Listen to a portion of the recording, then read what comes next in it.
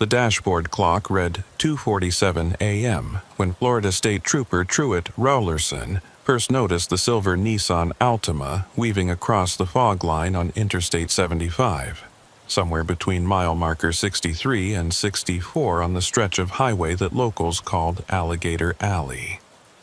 The vehicle wasn't swerving dramatically enough to suggest severe impairment, but the subtle drift into the shoulder every quarter mile told Rowlerson's experienced eye that the driver was either exhausted, distracted, or operating under some degree of chemical influence that was compromising their ability to maintain lane discipline on one of Florida's most unforgiving highways. Rowlerson had been patrolling this section of I-75 for nearly 11 years, long enough to know that Alligator Alley was unlike any other interstate corridor in the state, perhaps in the entire country. The 78-mile stretch of elevated roadway cut straight through the heart of the Everglades, surrounded on both sides by sawgrass marshes, cypress swamps, and waterways teeming with alligators that gave the highway its nickname and its reputation as one of the most isolated stretches of major interstate in the continental United States. During daylight hours, Alligator Alley carried a steady stream of traffic between the Gulf Coast cities of Naples and Fort Myers on the western terminus and the sprawling urban expanse of Fort Lauderdale and Miami on the eastern end. Tourists heading to beach resorts, commercial trucks hauling goods between coasts, and local residents commuting between the distinctly different worlds of Florida's Atlantic and Gulf regions all used the highway as the fastest route across the state's southern peninsula. But after midnight, particularly during the humid summer months when fog rolled in from the wetlands and reduced visibility to mere yards, the highway transformed into something altogether different. The darkness beyond the reach of headlights was absolute and impenetrable, broken only by the occasional reflective eyes of wildlife watching the road from the safety of the marshes, and the isolation was so complete that a breakdown or accident could leave travelers stranded for an hour or more before help arrived, assuming help could even locate them in the featureless expanse of wetlands that stretched for miles in every direction. Rowlerson had responded to enough accidents on Alligator Alley to understand the unique dangers posed by driver fatigue on this particular stretch of highway. The road was almost perfectly straight for miles at a time, with minimal visual stimulation beyond the endless parade of white dashes marking the center line and the hypnotic rhythm of reflective markers along the shoulder. Studies had shown that monotonous highway conditions could induce a form of highway hypnosis, where drivers operated their vehicles in a semi-conscious state, their attention drifting as their brains disengaged from the repetitive task of maintaining course and speed on an unchanging roadway. The phenomenon was responsible for numerous single-vehicle accidents, where drivers simply drifted off the road and into the drainage canals that paralleled the highway, their vehicles discovered hours later submerged in water thick with vegetation and inhabited by creatures that saw human intrusion as an opportunity rather than a tragedy. The silver Altima continued its subtle weaving pattern as Rowlerson followed at a safe distance, documenting the vehicle's behavior while running the license plate through his mobile data terminal. The plate came back registered to a rental company out of Fort Lauderdale, which wasn't unusual given the heavy tourist traffic that used Alligator Alley as a shortcut to the Gulf Coast beaches and the Naples shopping districts that attracted visitors from around the world. Rental vehicles presented their own set of complications during traffic stops, as the registered owner would be the rental company rather than the driver, requiring additional verification steps to confirm the identity of the person actually operating the vehicle and their authorization to be driving a car that didn't belong to them. Rowlerson activated his emergency lights at mile marker 64,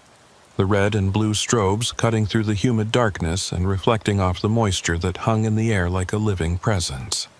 The Altima's response was immediate but strange, the vehicle slowing gradually and pulling onto the shoulder with almost exaggerated care, as if the driver was making a conscious effort to demonstrate compliance and cooperation with the traffic stop in ways that went beyond what would be expected from a typical motorist who had been caught committing a minor violation. Most drivers, when confronted with emergency lights in their rearview mirror, displayed some combination of anxiety, frustration, or resignation, their body language and vehicle handling revealing their emotional state even before any verbal interaction began. Some would brake hard in panic, others would take excessive time to find a safe place to stop, and a few would attempt to continue driving while pretending not to notice the patrol car behind them, their desperation to avoid the consequences of their actions overriding their better judgment. But the Altima's driver seemed almost eager to stop, pulling over with a precision that suggested either extensive experience with traffic stops or a calculated attempt to appear cooperative in ways that might influence the outcome of the encounter. Raulerson positioned his patrol car at the standard angle behind the Altima, offset slightly to the left to provide protection from passing traffic and ensure that his vehicle's emergency lights would alert other motorists to the presence of a traffic stop in progress. He took a moment to observe the Altima through his windshield, looking for any signs of unusual activity inside the vehicle, additional passengers, movements suggesting the concealment of contraband, or preparations for flight or confrontation that might indicate the stop was more complicated than a routine lane violation citation. The Altima sat motionless on the shoulder, its hazard lights now activated in addition to the brake lights, which remained illuminated despite the vehicle having come to a complete stop. Raulerson could see a single occupant in the driver's seat, but the darkness and the angle of observation made it impossible to determine gender, age, or other identifying characteristics without approaching the vehicle for direct contact. He keyed his radio to inform dispatch of the traffic stop, providing his location, the license plate number, and the nature of the violation he had observed, following the standard protocol that ensured someone would know where he was and what he was doing if the situation evolved in unexpected ways. FHP Dispatch, this is Unit 47. I'm Code 6 at mile marker 64 on I-75 westbound. Traffic stop on a silver Nissan Altima, Florida rental plate.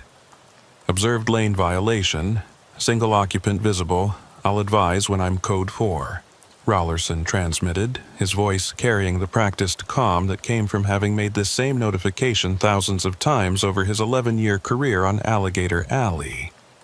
The response came back immediately in the distinctive voice of Ione Sutterfield, the veteran dispatcher who had been working the overnight shift at Florida Highway Patrol's Fort Myers Communications Center for longer than Raulerson had been on the force.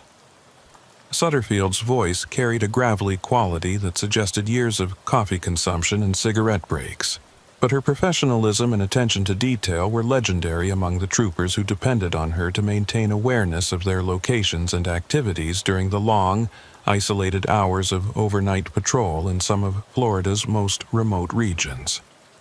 Copy 47. I show you Code 6 at mile marker 64, westbound I-75. Time is 02:51 hours. Be safe out there. It's been quiet tonight and you know what that means, Sutterfield replied,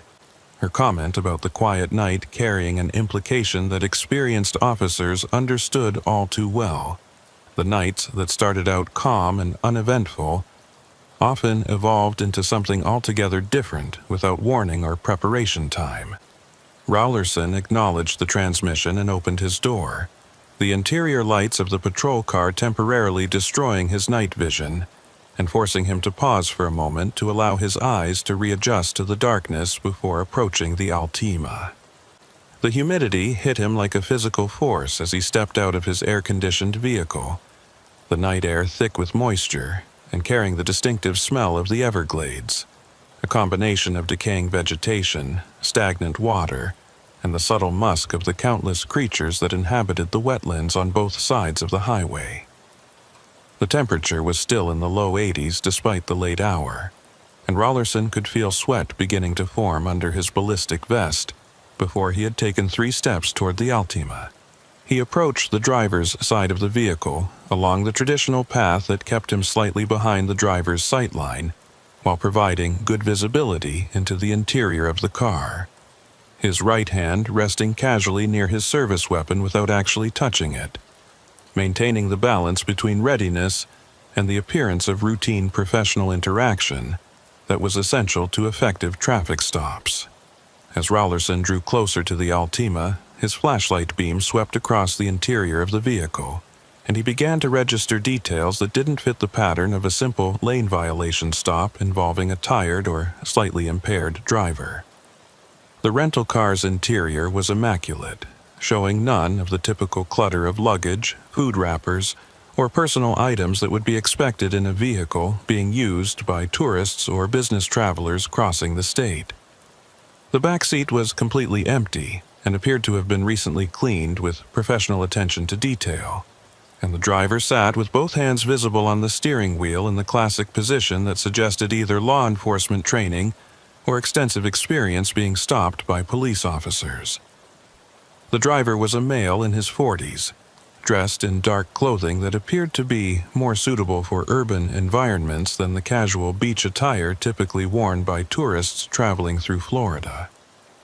His face was lean and angular, with sharp features that suggested intelligence and calculation rather than the relaxed demeanor of someone on vacation,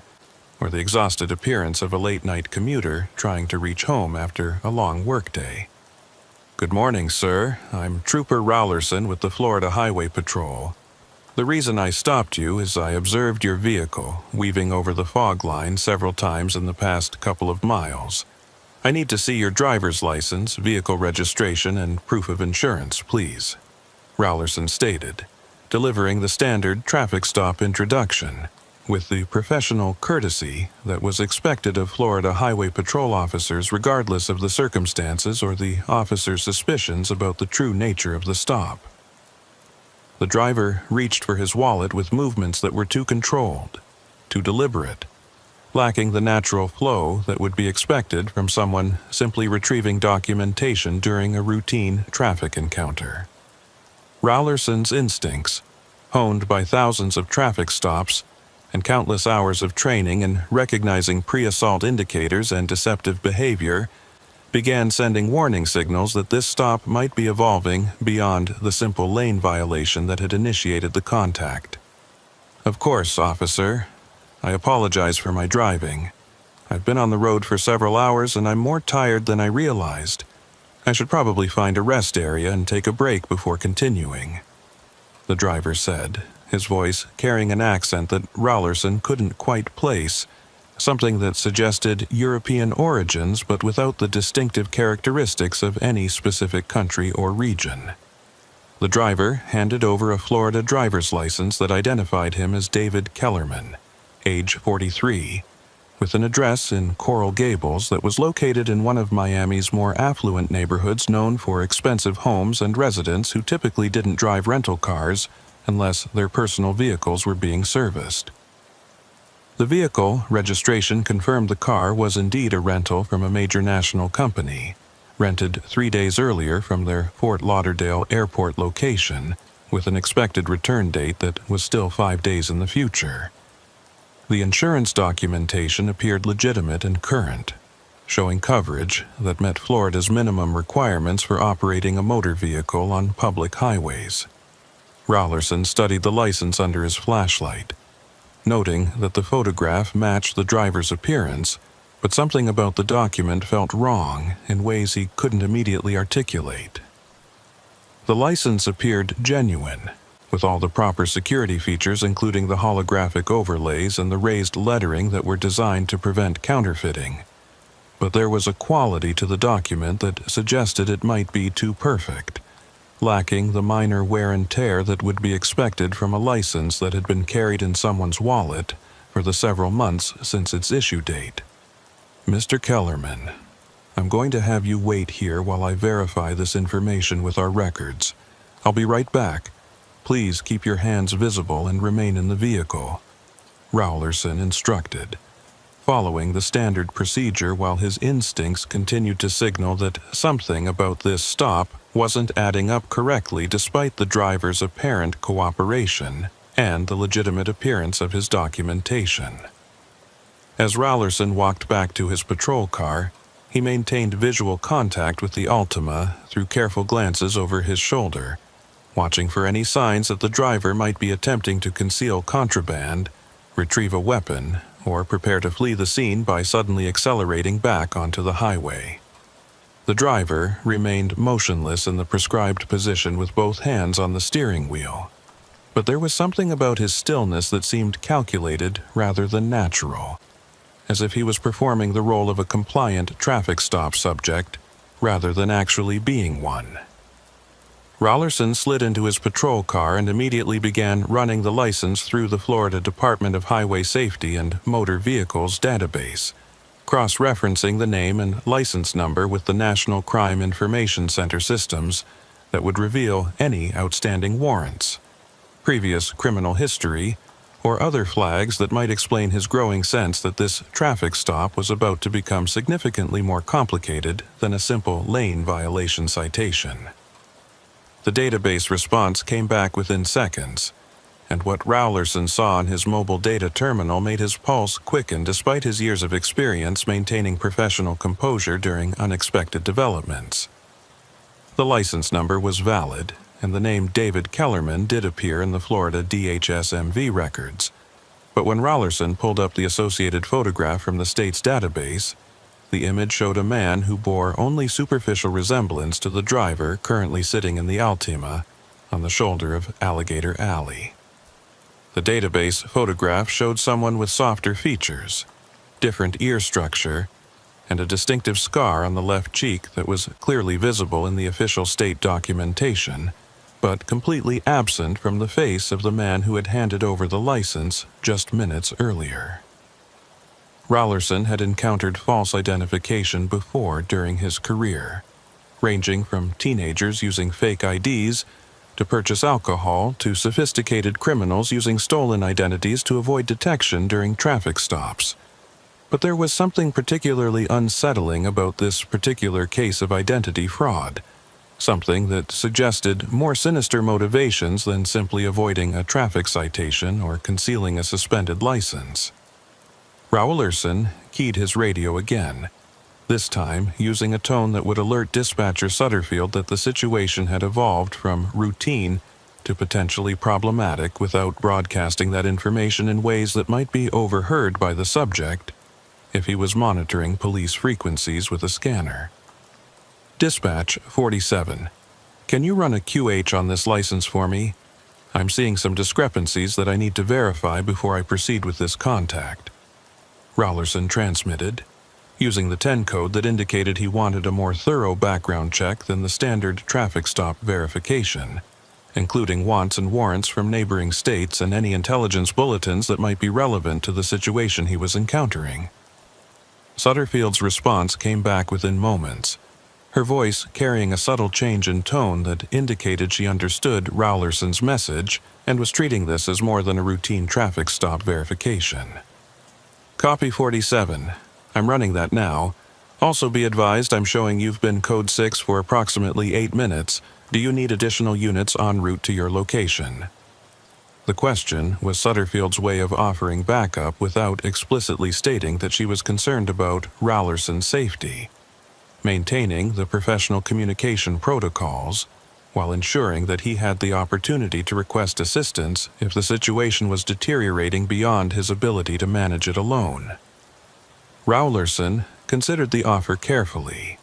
weighing his tactical situation and the potential consequences of either requesting backup that might take 20 minutes or more to arrive on this isolated stretch of highway or continuing the stop alone with a subject who was using fraudulent identification for purposes that remained unclear and potentially dangerous. Negative on additional units at this time, but keep me marked out and I'll advise if the situation changes. I'm going to make contact again and see if I can determine what's going on here before we escalate further, Rowlerson replied, deciding that approaching the driver with questions about the license discrepancy might reveal information that would help him understand whether he was dealing with a relatively minor case of identity fraud or something significantly more serious that would require backup and possibly supervisor notification. Raulerson opened his door again and began walking back toward the Altima, this time approaching with heightened awareness of his tactical position and the potential that this apparently cooperative traffic stop subject might actually pose a significant threat if confronted with evidence that his identity documents were fraudulent. His right hand moved slightly closer to his service weapon without actually assuming a ready position, maintaining the appearance of a routine follow-up contact while preparing for the possibility that the situation might deteriorate rapidly, depending on the driver's response to questions about his identity. As Raulerson reached the driver's window for the second time, he noticed that the man's posture had changed subtly from the initial contact, his shoulders now slightly tensed, and his eyes showing a wariness that hadn't been present during their first interaction, suggesting that he had been watching Raulerson's return approach and had recognized from the trooper's body language that something about the traffic stop had shifted from routine citation to more serious investigation. "Mr. Kellerman, I need to ask you some additional questions about this license because I'm seeing some information in our database that doesn't match what you've provided me,"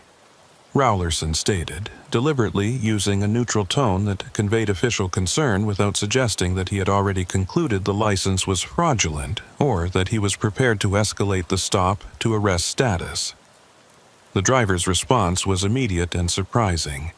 his entire demeanor shifting from cooperative compliance to something that resembled resignation mixed with calculation,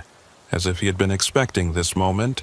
and had already developed a strategy for managing the confrontation that both men now understood was about to occur.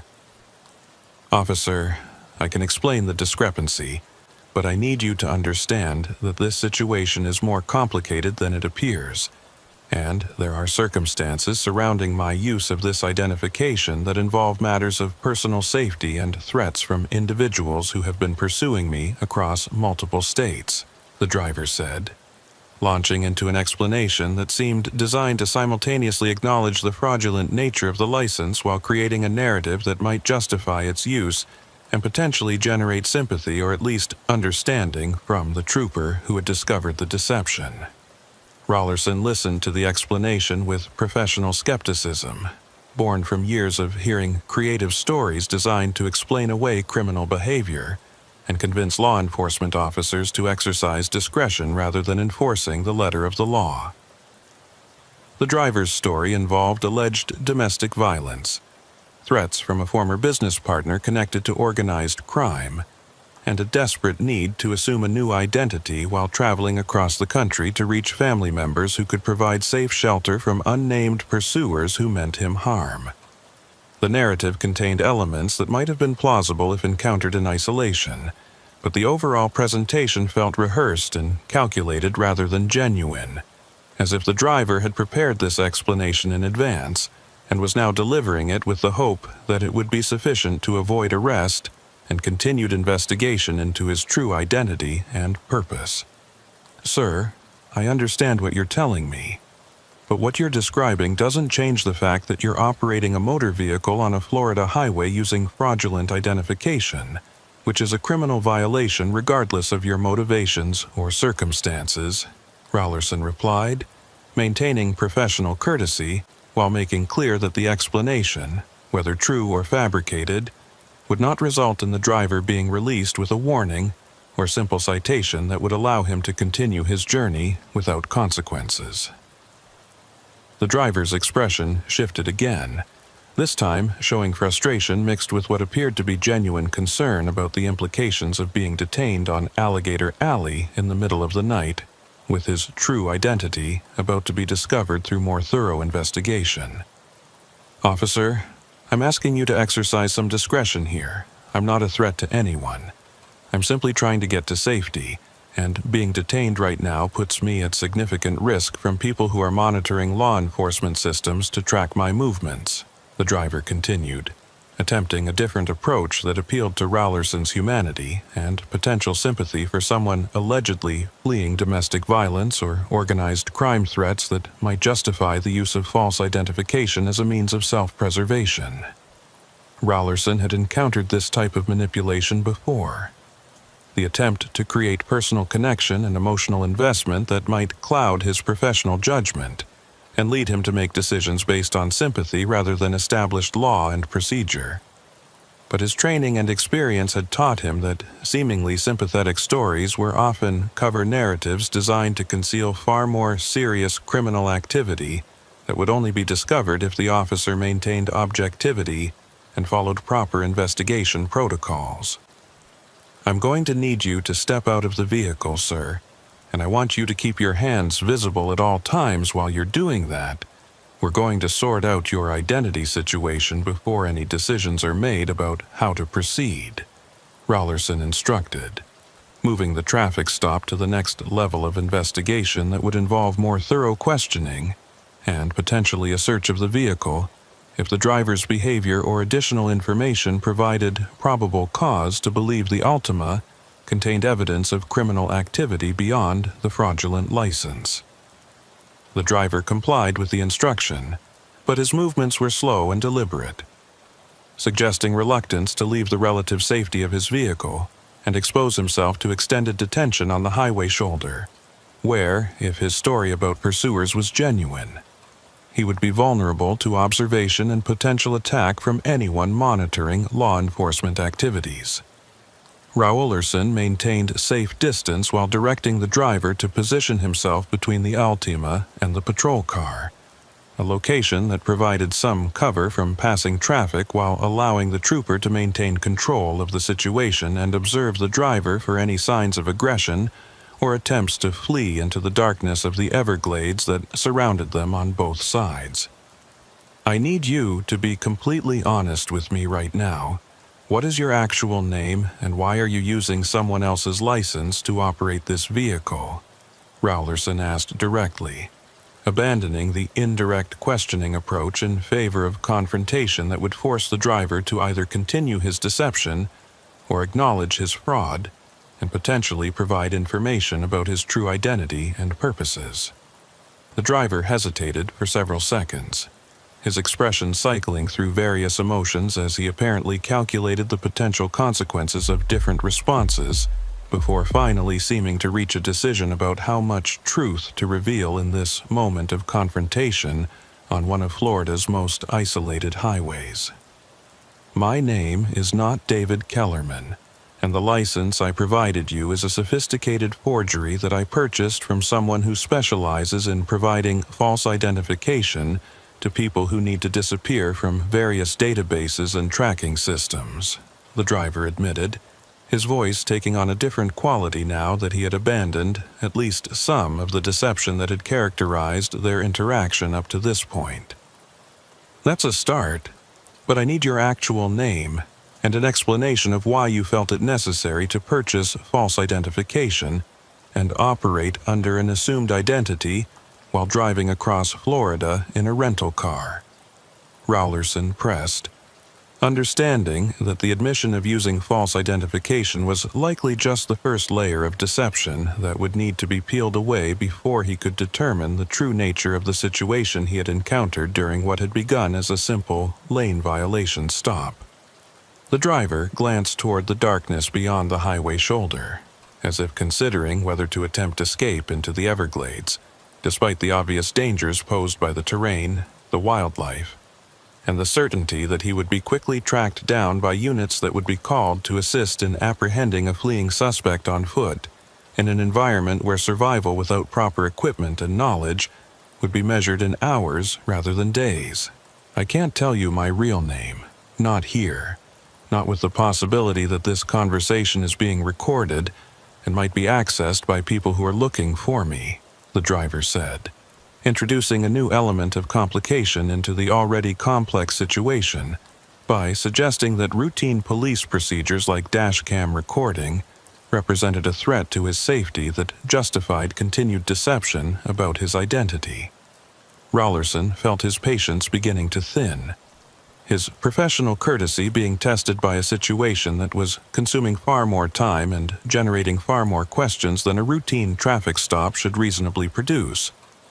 while still failing to provide clear answers about who he was actually dealing with or what criminal activities might be concealed beneath the layers of deception and manipulation. "Sir, I'm going to be very clear with you now. You're being detained for using fraudulent identification, and you're going to be transported to the Collier County Jail, where your true identity will be determined through fingerprinting and whatever other investigative means are necessary," Rowlerson stated, making the formal decision to arrest the driver and remove him from the highway to a controlled environment where more thorough investigation could be conducted without the tactical disadvantages and safety concerns inherent in conducting extended interrogations on the shoulder of Alligator Alley in the middle of the night. The driver's reaction to the announcement of arrest was not the anger or resistance that Rowlerson might have expected, but rather what appeared to be genuine fear mixed with resignation, as if the prospect of being taken into custody represented something far more serious than the inconvenience and embarrassment typically associated with arrest for relatively minor offenses. "Officer, I need you to understand something before you take me into custody. There are people monitoring arrest records and detention facilities, and once my fingerprints enter the system, my location will be compromised within hours, possibly minutes, depending on how sophisticated their monitoring capabilities are," the driver said, making one final attempt to convince Rowlerson that his arrest would trigger consequences that extended beyond the normal processing of a criminal suspect caught using false identification. Rowlerson had heard similar warnings before from suspects who claimed that their arrest would endanger them or others. The standard manipulation technique of creating a sense that the officer bore responsibility for whatever negative consequences might follow from simply doing his job and enforcing the law without regard for the creative narratives suspects developed to avoid accountability. "Sir, I've listened to your explanations, but my responsibility is to enforce Florida law, and right now you're in violation of several statutes related to false identification and fraud. So whatever concerns you have about being taken into custody will need to be addressed with the judicial system, not with me on the side of the highway,"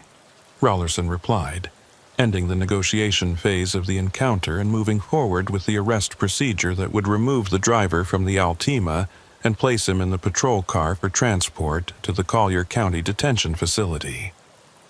As Rowlerson moved to handcuff the driver, he noticed movement in his peripheral vision, a flash of headlights from a vehicle that had pulled onto the shoulder approximately 200 yards behind his patrol car, positioning itself in a way that suggested either someone stopping to offer assistance or, more troubling given the circumstances of this traffic stop, someone who had been following the Altima and was now observing the arrest with interest that might not be benign or coincidental. The driver noticed Rowlerson's distraction and turned to look at the vehicle behind them, his expression shifting to what appeared to be genuine fear as he saw the car that had stopped in a position that provided observation of the traffic stop while remaining at sufficient distance to avoid clear identification or direct confrontation. "That's them. They've been following me since I left Fort Lauderdale, and now they know I've been stopped, and they're going to wait until you leave with me in custody before they search the rental car for what they think I'm transporting," the driver said, urgently, his voice carrying a quality of fear that seemed more genuine than the calculated performances he had been delivering throughout the traffic stop. Rowlerson's tactical situation had suddenly become significantly more complicated, with an unknown vehicle occupying a position behind his location that could represent either innocent motorists who had stopped to ensure the traffic stop was legitimate and the trooper was safe, or potentially dangerous individuals who were involved in whatever criminal activities had brought the driver of the Altima to his attention on this isolated stretch of Alligator Alley. "Get in the patrol car. Back seat, now," Rowlerson ordered, abandoning the careful handcuffing procedure in favor of getting the driver secured in his vehicle before dealing with the new arrivals who might pose a threat to the integrity of the traffic stop or the safety of both the trooper and his prisoner. The driver complied quickly, seemingly eager to be inside the patrol car and away from the observation of whoever was in the vehicle that had stopped behind them. His earlier reluctance to be taken into custody, apparently overcome by whatever threat he believed was represented by the new arrivals to this increasingly complicated situation. Once the driver was secured in the back seat of the patrol car with the doors locked and the partition separating him from access to Rowlerson's equipment and weapons, the trooper turned his attention to the vehicle behind them, using his spotlight to illuminate the car and see if he could identify the occupants or determine their intentions in stopping at this particular location. The spotlight beam revealed a dark-colored sedan, possibly a Dodge Charger or similar performance vehicle, with tinted windows that made it impossible to see how many occupants were inside or what they might be doing while observing Rowlerson's traffic stop from their position 200 yards back along the shoulder. The sedan's headlights remained on, and the engine was clearly running based on the visible exhaust vapor in the humid air, suggesting that the occupants were not simply good Samaritans who had stopped to check on a traffic stop, but rather people who had intentionally positioned themselves to observe while maintaining the capability for rapid departure if circumstances required it. Rowlerson keyed his radio to update dispatcher Sutterfield on the evolving situation. Recognizing that his traffic stop had transformed from a routine lane violation into something that might require backup units and supervisor notification given the fraudulent identification, the driver's claims about being pursued by dangerous individuals, and the suspicious vehicle that had now taken up an observation position behind his location. Dispatch 47. Be advised my traffic stop has evolved into a 1015. Subject is using fraudulent identification and claiming he's being pursued by individuals in a dark sedan that is currently stopped approximately 200 yards behind my position. I need you to expedite at least one backup unit to my location and advise District Sergeant of the situation. Rowlerson transmitted, using the code that indicated he had a subject in custody while also requesting assistance with the tactical complications that had developed during what should have been a straightforward traffic enforcement action. Sutterfield's response carried a note of concern that suggested she understood the implications of Rowlerson's situation. Isolated on Alligator Alley, with a prisoner in his vehicle and unknown subjects positioned behind him in ways that could represent either surveillance or preparation for some type of intervention. Copy. 47. I'm dispatching Unit 23 from their current location at mile marker 41, ETA to your location approximately 12 minutes. I'm also notifying District Sergeant Halford of your situation and requesting he monitor this channel for updates, Sutterfield replied, her voice carrying the professional efficiency that came from years of coordinating law enforcement responses in situations that could deteriorate rapidly if proper resources weren't deployed with appropriate urgency. 12 minutes represented an eternity in tactical terms, long enough for the situation to evolve in countless directions before backup arrived to assist with managing the prisoner, investigating the suspicious vehicle, and determining what criminal activities had brought all these parties together on this isolated stretch of Everglades highway in the hours before dawn. Rowlerson watched the dark sedan through his rearview mirror, looking for any signs that the occupants were preparing to approach his position or take other actions that might escalate the confrontation. But the vehicle remained stationary with its headlights continuing to illuminate the rear of Rowlerson's patrol car in ways that destroyed his night vision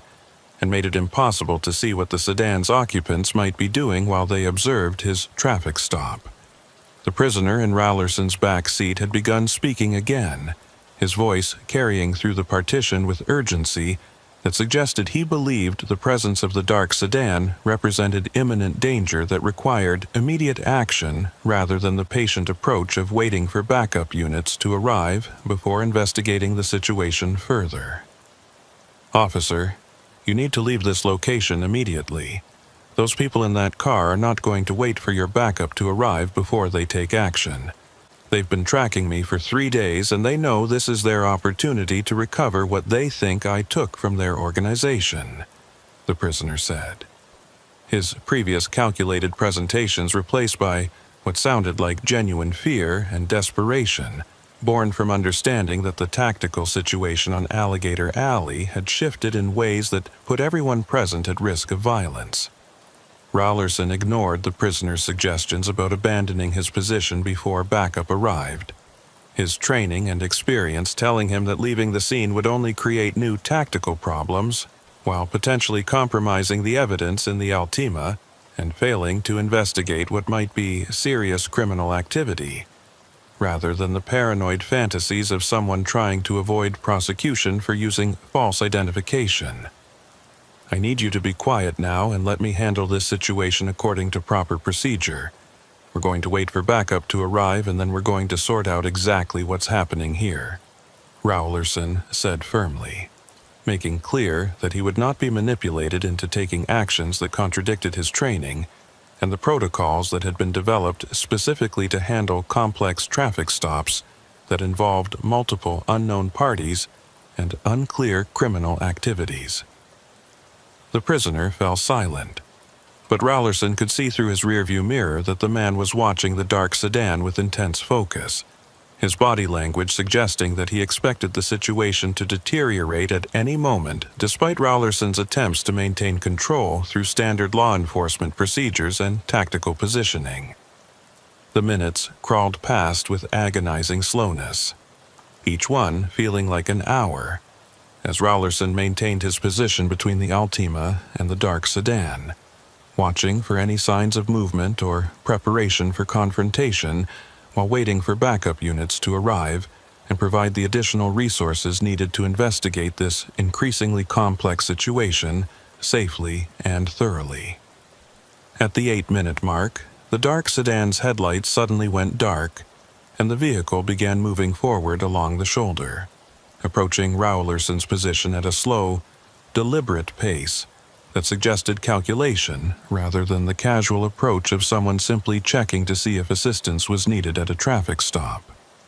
Rowlerson's right hand moved to his service weapon, unsnapping the retention holster and assuming a ready position that would allow him to draw and engage if the approaching vehicle's occupants demonstrated hostile intent that required defensive action. The prisoner in the back seat had begun speaking again, his voice pitched higher with fear and urgency as he watched the sedan approach. "They're coming. You need to call for emergency backup right now. These people will kill both of us to recover what they think is in that rental car," the prisoner said, his earlier attempts at manipulation replaced by what sounded like genuine terror,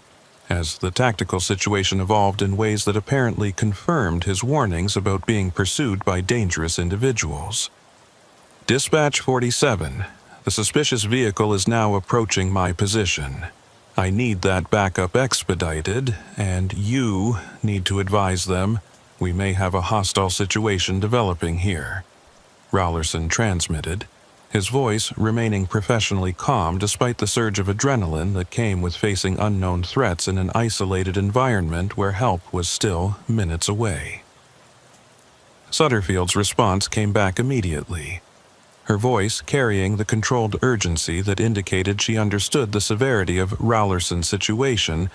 and was taking steps to deploy additional resources beyond the single backup unit that had initially been dispatched. "Copy. 47, Unit 23 is Code 3 to your location.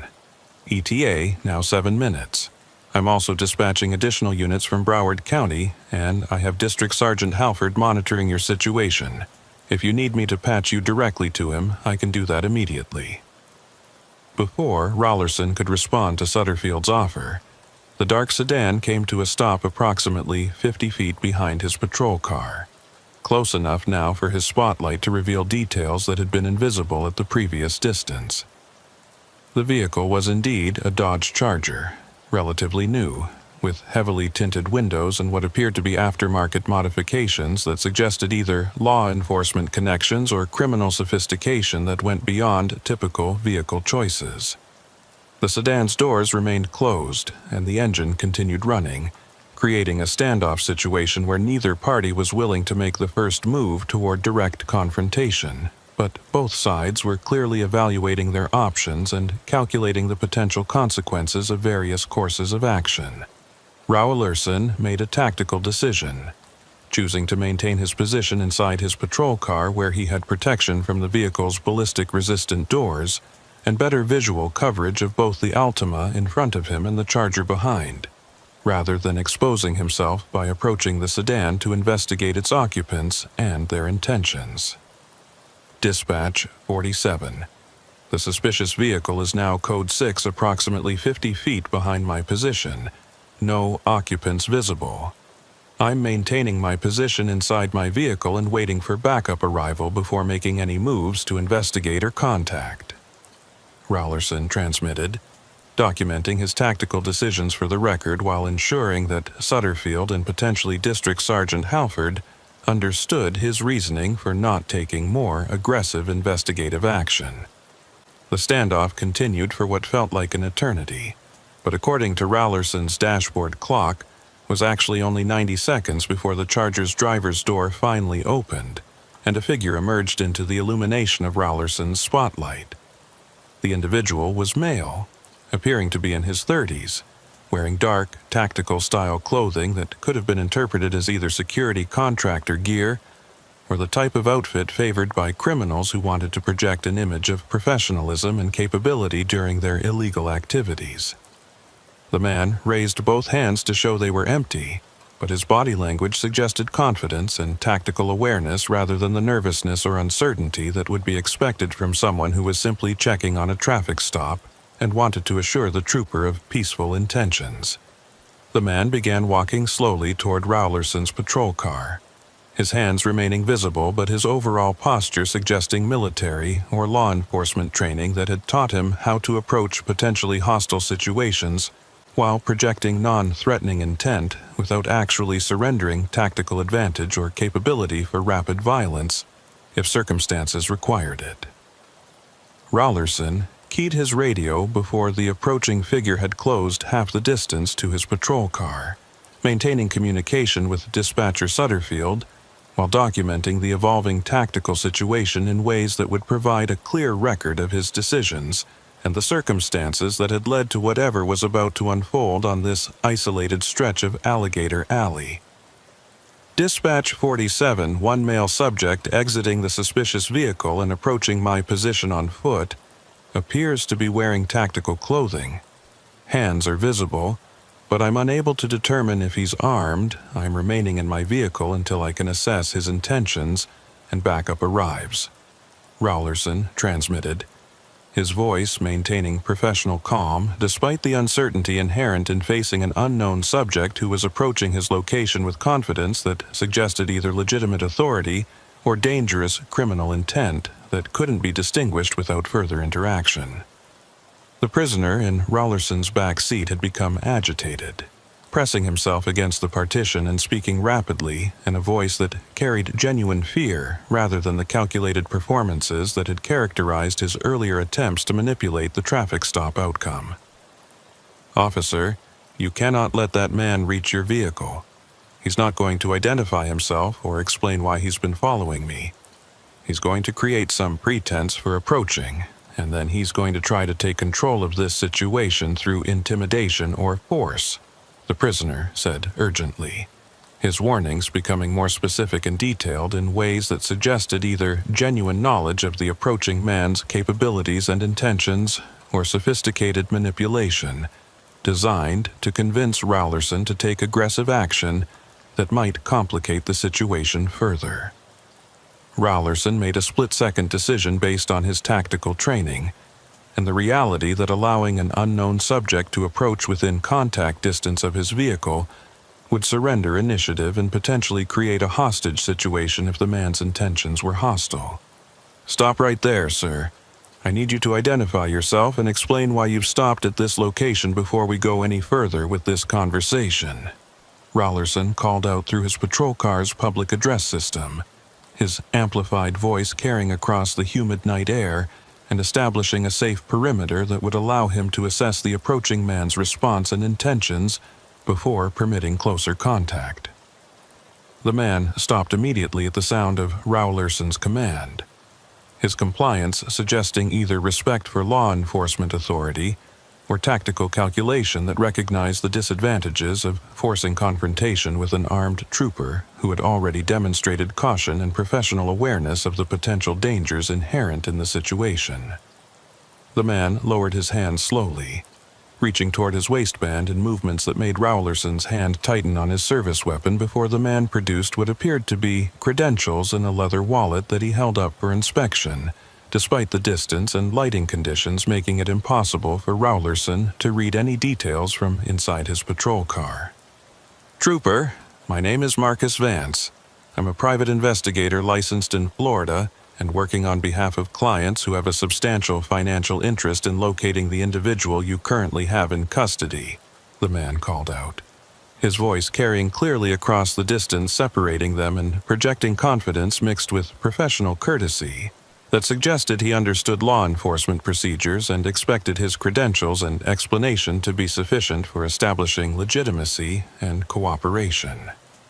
Rowlerson remained in his vehicle, processing this new information and comparing it against the prisoner's warnings about dangerous pursuers while calculating whether accepting the man's claimed identity at face value represented reasonable cooperation with what might be legitimate private investigation activities or dangerous naivety that could lead to losing control of an already complex situation. "Sir, I need you to remain where you are while I verify your credentials and determine what legitimate interest you might have in my traffic stop. You're going to toss that wallet toward my vehicle and then back away to your car while I examine it," Rowlerson instructed through the PA system, maintaining tactical control while providing a method for the private investigator to demonstrate his claimed legitimacy without requiring Rowlerson to leave the protected position inside his patrol car. The man who identified himself as Vance complied with the instruction, tossing his credential wallet in an arc that landed approximately 15 feet from Rowlerson's driver's door before backing away with hands raised to demonstrate continued compliance and non-threatening intent. Rowlerson waited until Vance had retreated to his Dodge Charger before opening his door and quickly retrieving the wallet, spending minimal time exposed outside his vehicle before returning to the protected position where he could examine the credentials while maintaining visual observation of both Vance and the prisoner. The wallet contained a Florida private investigator's license issued to Marcus Vance with a photograph that matched the man standing beside the Charger, along with business cards indicating Vance operated a private investigation firm based in Miami that specialized in skip tracing, asset recovery, and corporate security services that would be consistent with his claimed interest in locating someone who had allegedly taken something of value from his clients. The credentials appeared legitimate with proper state seals and security features that would be difficult to counterfeit convincingly, but Rowlerson's training had taught him that sophisticated criminals often possessed authentic-looking documentation that could pass casual inspection without revealing fraudulent origins or criminal intent. Rowlerson radioed dispatch to verify the private investigator's license while maintaining observation of Vance, who remained beside his Charger in a posture that suggested patient waiting rather than preparation for aggressive action if his credentials failed to check out as legitimate. "Dispatch 47. I need you to run a verification on a Florida private investigator's license. Name, Marcus Vance. License number PIA 17-042389. I need to know if this is valid and if there are any complaints or violations on file before I proceed with this contact," Rowlerson transmitted, using the specific license number from the credentials to allow Sutterfield to conduct thorough verification that would reveal whether Vance was indeed a licensed investigator or someone using sophisticated false documentation to conceal different intentions. Sutterfield's response came back within 2 minutes, her voice carrying information that partially confirmed Vance's claimed identity while raising new questions about the situation developing on Alligator Alley. 47. That PI license comes back valid. Issued to Marcus Vance with a Miami address. License is current with no complaints or disciplinary actions on file. However, I'm also showing that District Sergeant Halford is requesting direct radio contact with you regarding your situation. Do you want me to patch him through on this channel? The request for supervisor involvement suggested that Halford had been monitoring the developing situation and had concerns or instructions that required direct communication rather than being filtered through dispatcher relay. Rowlerson acknowledged Sutterfield's information and authorized the patch-through that would connect him directly with his district sergeant, while the tactical situation remained unresolved with a prisoner in his vehicle and a private investigator waiting for permission to approach and explain his interest in the traffic stop. Rowlerson, this is Sergeant Halford. I've been monitoring your traffic stop, and I need you to understand that the situation you've encountered is significantly more complicated than a simple false identification case. Halford's voice came through Rowlerson's radio with the tone of someone delivering information that would change the context and implications of everything that had occurred during the past 30 minutes on the Alligator Alley shoulder. Halford continued speaking before Rowlerson could respond to the cryptic warning about complexity beyond false identification charges. The subject you have in custody is actually named Raymond Burke. He's a federal witness who was relocated to Florida under the Witness Security Program after testifying against organized crime figures in New Jersey. And apparently he's violated the terms of his protection by engaging in activities that have attracted attention from both the people he testified against and private interests who believe he's stolen assets during his time in witness protection. The information from Sergeant Halford recontextualized everything that had occurred during the traffic stop, transforming what Rowlerson had interpreted as paranoid fabrications about pursuers and threats into potentially legitimate concerns about organized crime retaliation against a witness whose cooperation with federal prosecutors had apparently not ended his involvement in criminal activities. Rowlerson looked at the prisoner in his rearview mirror with new understanding of why the man had been using false identification and traveling across Florida in a rental car during the early morning hours. Seeing not just a criminal attempting to avoid accountability, but a man caught between federal witness protection obligations and whatever activities had apparently violated the terms of his supervised relocation. Sergeant, what's my play here? Do I need to contact federal marshals about the witness security violation, or do I proceed with normal arrest procedures for the false identification? Rowlerson asked, seeking guidance on how to handle a situation that had suddenly expanded beyond state law enforcement jurisdiction into federal witness protection territory that involved protocols and agencies he had minimal experience navigating during his 11 years of highway patrol work. Halford's response provided clarity about Rowlerson's immediate responsibilities while acknowledging the larger jurisdictional complexities that would need to be addressed through channels beyond a district sergeant's authority. Right now, you proceed with arrest on the false ID charges and transport him to Collier County for processing. I'm making notifications to the U.S. Marshals Service about the witness security situation, and they'll coordinate with the jail for federal pickup. But your immediate concern is securing your scene and dealing with that private investigator who's apparently been tracking Burke on behalf of clients who may or may not have legitimate claims to whatever assets they believe he's taken, Halford explained, his instructions providing Rowlerson with clear direction, while acknowledging that the private investigator's presence represented additional complications that would require careful handling to avoid violating Burke's rights or interfering with whatever federal investigations might be ongoing. Rowlerson acknowledged Halford's instructions and requested clarification about how to handle Vance, who remained waiting beside his charger with apparent patience that suggested he understood law enforcement protocols and expected verification procedures before being allowed to participate in the developing situation. Regarding the PI, you can speak with him and determine what his client's interests are, but make it clear that Burke is in state custody on criminal charges and any civil matters or asset recovery issues will need to go through proper legal channels rather than being resolved through roadside negotiation. Halford instructed, establishing boundaries that would protect Burke's legal rights while acknowledging that Vance might have legitimate interests that deserved professional courtesy if they remained within lawful parameters. Rawlerson ended the radio contact with Halford and turned his attention back to Vance, using the PA system to authorize the private investigator to approach his vehicle for conversation about his client's interests while making clear that the prisoner would not be released or turned over to private custody regardless of what claims Vance might present about assets or obligations. "Mr. Vance, you can approach my vehicle now. I've verified your credentials and my supervisor has authorized me to speak with you about your client's interests. But I need to be clear that the subject in my custody is under arrest on state charges and will be transported to county jail, regardless of any civil matters you may want to discuss." Rawlerson called out through the PA system, establishing parameters that would allow productive conversation while protecting his prisoner and maintaining control of the arrest process.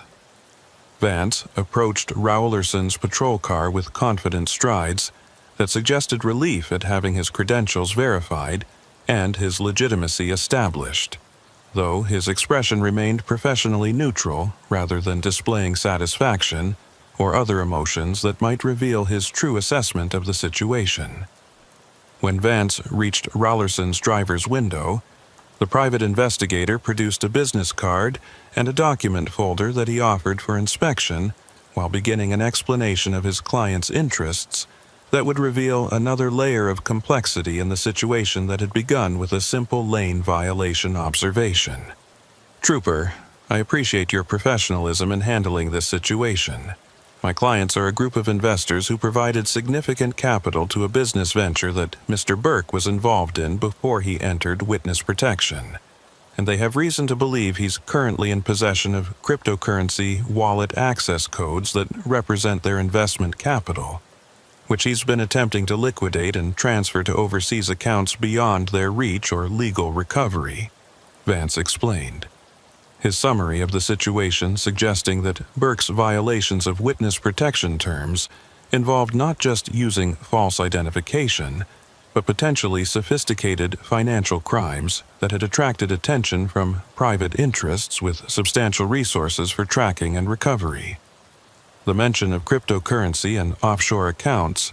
added technological complexity to an already intricate situation involving federal witness protection, organized crime threats, and now civil asset recovery claims that existed in the legally ambiguous space where criminal and civil jurisdiction overlapped in ways that created complications for law enforcement officers trying to navigate their responsibilities. Rawlerson examined the documents Vance had provided, which included what appeared to be investment agreements, corporate records, and private investigator reports detailing Burke's movements and activities during his time in witness protection, suggesting that Vance's clients had been conducting extensive surveillance operations to track someone whose location should have been protected by federal authorities. "Mr. Vance, I understand your clients believe they have financial claims against my prisoner, but those are civil matters that will need to be pursued through proper legal channels. My immediate responsibility is transporting him on criminal charges and ensuring his safety while he's in my custody," Rawlerson stated, maintaining the boundaries that Sergeant Halford had established while acknowledging the legitimacy of Vance's investigation within the constraints of lawful private investigation activities. Vance nodded understanding, but pressed his case with arguments that suggested he had experience navigating the intersection of criminal and civil proceedings. "Trooper, I completely understand your position, but I need to make you aware that if Mr. Burke is processed through normal jail procedures, he'll have access to phone calls and potentially legal counsel that will allow him to transfer or conceal the cryptocurrency assets before my clients can obtain court orders for their recovery. I'm requesting that you consider the timing of his booking to allow for coordination with federal authorities who may want to secure his electronic devices and prevent asset transfers during the initial custody period," Vance argued. attempting to influence the timing and procedures of Burke's arrest processing in ways that would serve his client's financial interests, while potentially compromising standard criminal justice procedures that protected defendants' rights, regardless of civil claims against them. Rowlerson recognized the manipulation inherent in Vance's request, the attempt to use legitimate concerns about asset preservation to convince law enforcement to delay or modify standard procedures in ways that might benefit private interest at the expense of proper criminal justice administration. Mr. Vance, I appreciate the information you've provided about your client's concerns, but the timing and procedures for booking my prisoner will be determined by standard protocols and any instructions I receive from my supervisors or federal authorities, not by private investigators representing civil claimants, Rowlerson replied firmly, ending the negotiation about special handling, while leaving open the possibility that federal authorities might indeed coordinate with Vance's clients about asset preservation through proper legal channels that didn't involve roadside negotiations or modifications to standard arrest procedures. Vance accepted Rowlerson's decision with professional grace, though his expression suggested disappointment that his arguments hadn't been more persuasive in obtaining the special consideration he had been seeking. I understand, Trooper. I'll be following up through proper channels, but I wanted to make sure you were aware of the broader situation before Mr. Burke disappears into the federal system, where tracking and coordination becomes significantly more complicated, Vance said, making a final attempt to plant seeds of cooperation that might influence Rowlerson's future decisions about information sharing or coordination with private investigation efforts. Before Rowlerson could respond to Vance's parting comments, the sound of approaching sirens announced the arrival of backup units that had been dispatched when the situation first escalated beyond routine traffic stop parameters. The flashing emergency lights of an FHP patrol car appeared in the distance, approaching rapidly along the westbound lanes of I-75 with urgency that suggested the responding trooper had been monitoring radio traffic and understood the complexity of the situation requiring assistance. Rowlerson felt a measure of relief at the arrival of backup, knowing that additional law enforcement presence would improve the tactical situation while providing witness documentation of whatever happened next with both his prisoner and the private investigator who had tracked them to this location. The backup unit pulled in behind Vance's Charger, positioning itself to block any attempt by the private investigator to follow when Rowlerson eventually transported his prisoner to Collier County Jail, while also providing additional observation and protection during the final stages of the traffic stop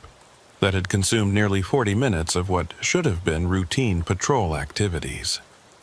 The responding trooper emerged from her patrol car and approached Rowlerson's position with the confident strides of someone who had been briefed on the situation through radio monitoring and understood her role in assisting with prisoner transport and scene documentation. Rowlerson recognized Trooper Sarah Kendrick,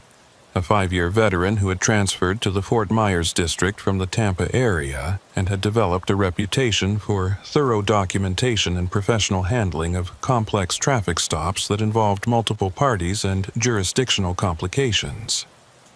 Rowlerson, I've been monitoring your radio traffic. Sounds like you've had an interesting night out here on the alley,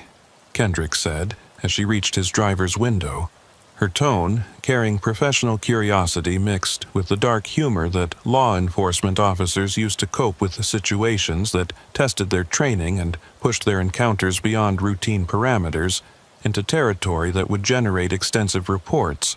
and potential supervisor scrutiny. Rowlerson provided Kendrick with a brief summary of the situation, from the initial lane violation observation through the discovery of false identification, the prisoner's claims about organized crime pursuers, and the arrival of the private investigator who represented clients seeking asset recovery from a federal witness who had apparently violated protection program terms. Kendrick absorbed the information with the focus of someone cataloging details that would need to be included in supplemental reports supporting Rowlerson's arrest documentation. All right, so we've got a federal witness using fake ID, possible organized crime interest in his location, and a PI tracking him for civil asset recovery. This is definitely going to make for interesting paperwork, Kendrick observed, her summary capturing the essential complications while maintaining the professional detachment needed to handle the situation according to standard procedures, despite the unusual circumstances and multiple competing interests. Rowlerson asked Kendrick to maintain observation of both Vance and the rental Altima while he completed the arrest process and prepared Burke for transport to Collier County Jail, where federal marshals would apparently be coordinating pickup once they had been notified by Sergeant Halford about the witness protection violation. Kendrick positioned herself between the Altima and Vance's Charger, her presence establishing law enforcement control of the scene while allowing Rowlerson to focus on his prisoner without concern about the private investigator attempting unauthorized contact or interference with the arrest process. Rowlerson opened the rear door of his patrol car to speak directly with Burke, who had been watching the interaction with Vance and the arrival of backup with expressions that cycled between relief and renewed anxiety about his situation. "Mr. Burke, I know who you are now, and I understand something about your situation with witness protection and the people who are looking for you. But right now my responsibility is transporting you on charges of using fraudulent identification, and you're going to be booked into Collier County Jail, where federal authorities will coordinate your custody," Rowlerson explained, using Burke's actual name for the first time and acknowledging awareness of the witness protection context while making clear that the immediate process would follow standard criminal justice procedures regardless of federal complications. Burke's response suggested he had been expecting this outcome since the moment his false identification had been discovered during the initial traffic stop. "Trooper, I understand you're just doing your job, but you need to know that once I'm in the system and my location is documented, I've got maybe 48 hours before the people I testified against figure out where I am. Witness protection was supposed to keep me safe, but I violated the terms when I tried to recover assets that I earned legitimately before I ever cooperated with federal prosecutors." The admission provided context for Burke's activities and explained why he had been traveling across Florida using false identification and rental vehicles to avoid detection by both federal handlers and the organized crime figures who had reason to want him dead for cooperation that had apparently put significant criminal operations at risk. Rowlerson felt a measure of sympathy for Burke's situation, caught between federal obligations and personal financial interests in ways that had compromised his safety, while attempting to recover assets that may or may not have been legitimately earned before his cooperation with prosecutors. "That's information you'll need to discuss with federal authorities and probably legal counsel, but right now we're going to complete this arrest process and get you to a secure facility where those conversations can happen without both of us standing on the shoulder of Alligator Alley in the middle of the night," Rowlerson said, maintaining professional boundaries while acknowledging the complexity of Burke's situation without becoming emotionally invested in outcomes that were beyond a state trooper's authority or responsibility. Rowlerson helped Burke exit the patrol car and completed the handcuffing process that should have occurred earlier before the tactical situation with Vance's arrival had complicated the normal arrest sequence. With Burke secured and seated back in the patrol car for transport, Rowlerson turned his attention to the Altima, which would need to be searched and inventoried according to standard procedures for vehicles whose drivers were being arrested and transported to jail facilities. Kendrick assisted with the search, documenting the rental car's contents with photographs and written notes that would support the inventory report while protecting the Florida Highway Patrol from later claims about missing property or unauthorized searches beyond what was legally permitted during arrest situations. The search revealed a laptop computer, multiple cell phones, and a leather portfolio containing what appeared to be financial documents and handwritten notes about cryptocurrency transactions that supported Vance's claims about Burke attempting to access and transfer assets that his former business associates believed belonged to them rather than being Burke's personal property. The electronic devices represented potential evidence in multiple investigations spanning state, federal, and civil jurisdictions, requiring careful documentation and chain of custody procedures to ensure their admissibility if they became relevant to criminal prosecutions or civil asset recovery proceedings. Rowlerson photographed the devices in place before removing them from the vehicle, documenting their location and condition to establish proper evidence handling that would withstand scrutiny from defense attorneys, federal prosecutors, or civil litigators who might eventually claim interest in the contents. The laptop was password protected, showing a login screen that would require forensic examination to access without destroying data or triggering security protocols that might encrypt or delete files. The cell phones were similarly locked with passcode requirements that would need to be overcome through either cooperation from Burke or technical means that could extract data while maintaining evidentiary integrity for future legal proceedings. Rowlerson placed all electronic devices in evidence bags with proper sealing and documentation, understanding that these items represented the intersection of all the competing interests that had brought multiple parties to this isolated stretch of Alligator Alley in pursuit of information and assets that existed in digital form rather than physical locations that could be simply seized and secured through traditional law enforcement methods. With the vehicle search completed and evidence secured, Rowlerson coordinated with Kendrick about the Altima's disposition, deciding to have the rental car towed to an FHP impound facility rather than leaving it on the highway shoulder where it might be vulnerable to theft or unauthorized access by parties interested in its contents. Kendrick contacted a contracted towing service while Rowlerson completed his written notes about the traffic stop, documenting the sequence of events from initial lane violation observation through discovery of false identification, prisoner claims about pursuers, arrival of the private investigator, and eventual arrest and evidence seizure that had transformed a routine traffic enforcement action into a complex case involving multiple jurisdictions and competing interests. The paperwork would be extensive, requiring supplemental reports and coordination with supervisors who would need to understand the federal implications and ensure proper notifications were made to agencies that might have investigative or protective interests in Burke's custody and the evidence Hussein has seized from his vehicle. Vance approached Rowlerson again before the trooper could begin his transport to Collier County Jail, making a final attempt to establish cooperation, or at least information sharing that might serve his client's interests in tracking the cryptocurrency assets they claimed Burke had stolen. "Trooper, I know you've got procedures to follow, but I'm asking you to consider sharing information about those electronic devices with my clients through proper legal channels. They've invested significant resources in tracking Mr. Burke, and they have legitimate financial claims that could be compromised if those devices are held in evidence without anyone examining them for the asset information they contain," Vance argued,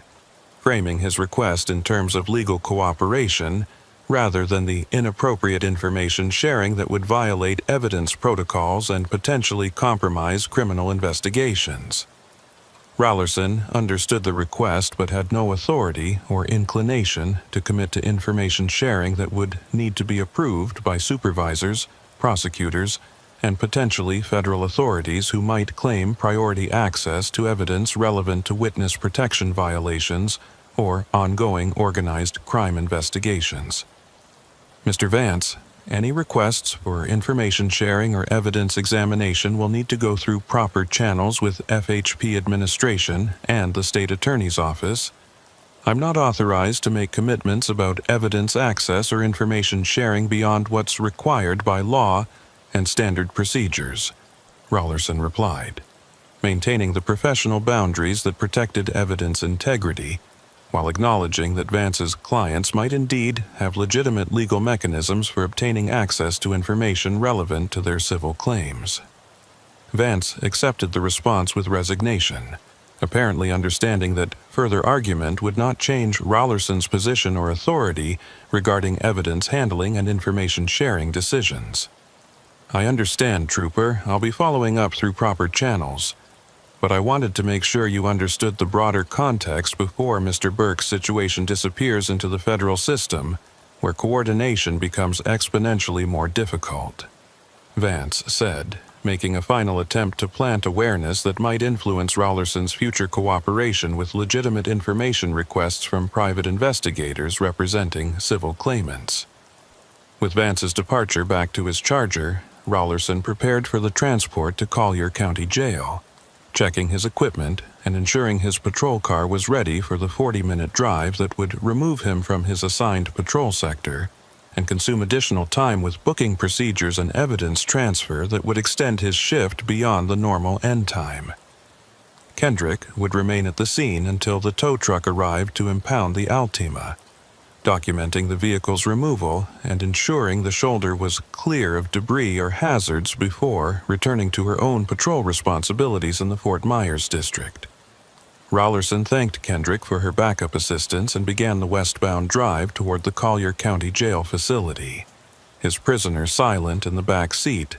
after the extended confrontation with multiple parties and the revelation that his attempt to disappear into anonymous travel across Florida had failed with the simple lane violation that had attracted law enforcement attention to his rental car and fraudulent identification. The drive to Collier County Jail took Rollerson past mile markers that he had patrolled thousands of times during his 11 years on Alligator Alley, familiar landmarks that seemed different now after the unusual traffic stop that had consumed most of his overnight shift and generated complications that would require extensive follow-up beyond the normal documentation and evidence submission that accompanied routine arrests. Rollerson thought about Burke's situation, a federal witness who had cooperated with prosecutors to dismantle organized crime operations, but had apparently been unable or unwilling to completely sever his connections to the financial activities that had provided his income before becoming a government cooperator, leading to witness protection violations and the attention of multiple parties with different interests in his location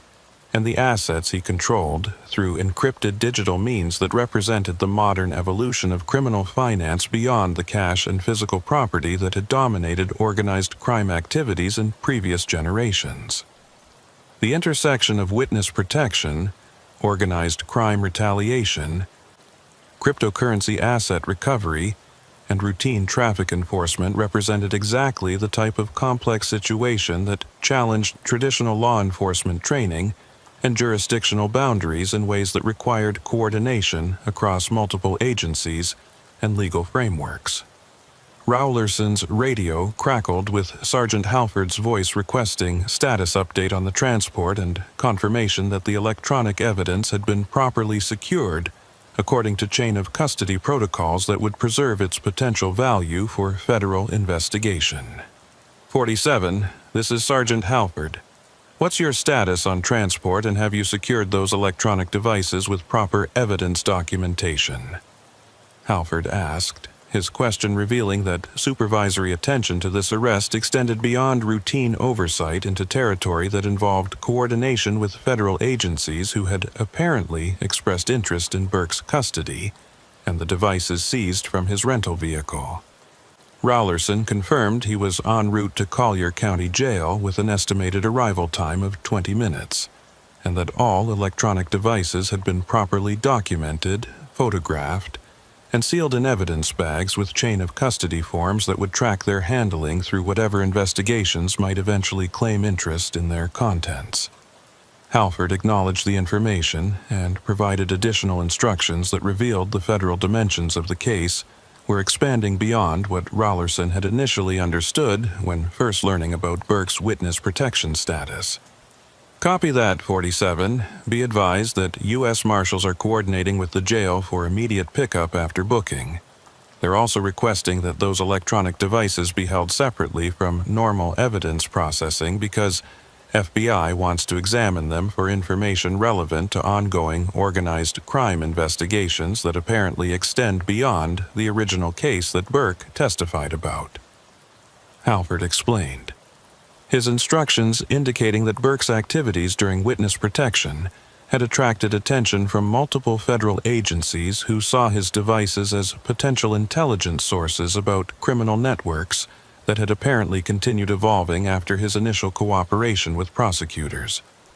The federal interest in immediate custody and evidence examination suggested that Burke's violations of witness protection terms had revealed information about ongoing criminal activities that prosecutors wanted to exploit through whatever cooperation they could extract from someone who had already demonstrated willingness to testify against organized crime figures when properly motivated by self-interest or legal pressure. Rowlerson acknowledged Halford's instructions and made mental notes about the special evidence handling requirements that would need to be communicated to jail staff during the booking process to ensure the electronic devices received appropriate security and documentation pending federal pickup. The situation had evolved far beyond the simple false identification arrest that Rowlerson's initial probable cause had supported, expanding into territory involving multiple federal agencies, organized crime investigations, cryptocurrency asset tracking, and witness protection program integrity that represented the complex reality of modern law enforcement, where simple traffic stops could reveal connections to sophisticated criminal enterprises operating across traditional jurisdictional boundaries. As Rowlerson approached the Collier County Jail facility, he reflected on the unpredictable nature of highway patrol work, and the reality that routine enforcement actions could explode into complex cases requiring coordination across multiple agencies and legal frameworks that challenged traditional boundaries between traffic enforcement, criminal investigation, and federal jurisdiction. The jail's intake facility was quiet at this early morning hour, with minimal staff and few other arrestees being processed through the booking procedures that would transfer custody from Rowlerson to county corrections officers who would maintain security until federal marshals arrived to assume custody of their wayward witness. Rowlerson guided Burke through the initial intake procedures, maintaining security while allowing corrections staff to complete their documentation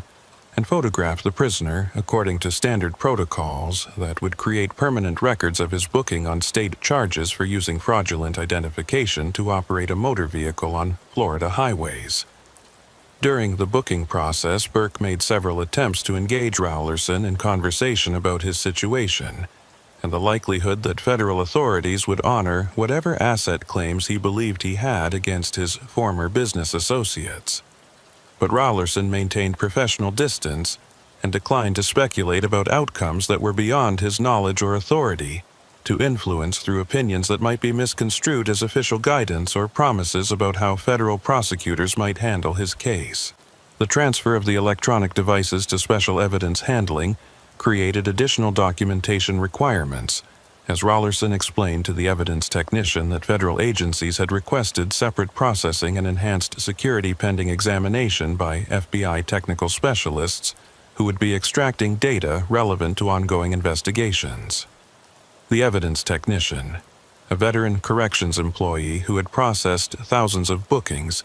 and understood the complications that arose when federal interest intersected with state arrests, completed the special handling paperwork with practiced efficiency, while noting that Rowlerson would need to provide detailed testimony about the circumstances of seizure if the devices eventually became evidence in federal prosecutions that challenged the legality of the initial traffic stop and subsequent search. Rowlerson assured the technician that his dashcam footage and thorough written reports would document the entire sequence of events from initial lane violation observation through voluntary prisoner statements that had established a probable cause for arrest and the inventory search that had revealed the electronic devices in plain view during standard vehicle processing procedures. With the booking completed and custody transferred to county corrections, Rowlerson prepared to return to his patrol sector and complete the remaining hours of his overnight shift before heading home to process the unusual events that had transformed a routine lane violation into a complex case involving federal witnesses, organized crime, and cryptocurrency asset recovery. As he walked toward his patrol car in the jail's parking lot, Rowlerson noticed a dark SUV with federal government plates pulling into a reserved space near the facility entrance. Its arrival suggesting that U.S. Marshals were already on scene to coordinate Burke's transfer from county custody to federal detention, pending whatever proceedings would address his witness protection violations and potential new cooperation, in exchange for continued protection from organized crime retaliation. The marshals would have questions about Rowlerson's traffic stop and the circumstances that had led to discovering Burke's identity and location, requiring additional time and documentation beyond what he had already completed during the booking process at Collier County Jail. Rowlerson approached the federal vehicle as two marshals emerged, their professional attire and serious expression suggesting they understood the significance of Burke's arrest and the potential intelligence value of the prisoner and his electronic devices. The senior marshal introduced himself as Deputy Chief Marshal Raymond Tisdale and requested a detailed briefing about the traffic stop circumstances before they processed Burke's transfer to federal custody and began coordination with FBI agents who would be examining the seized devices for information about cryptocurrency transactions and potential organized crime connections. Rowlerson provided a comprehensive summary while standing in the jail parking lot, describing the initial lane violation observation, the discovery of fraudulent identification, Burke's claims about pursuers,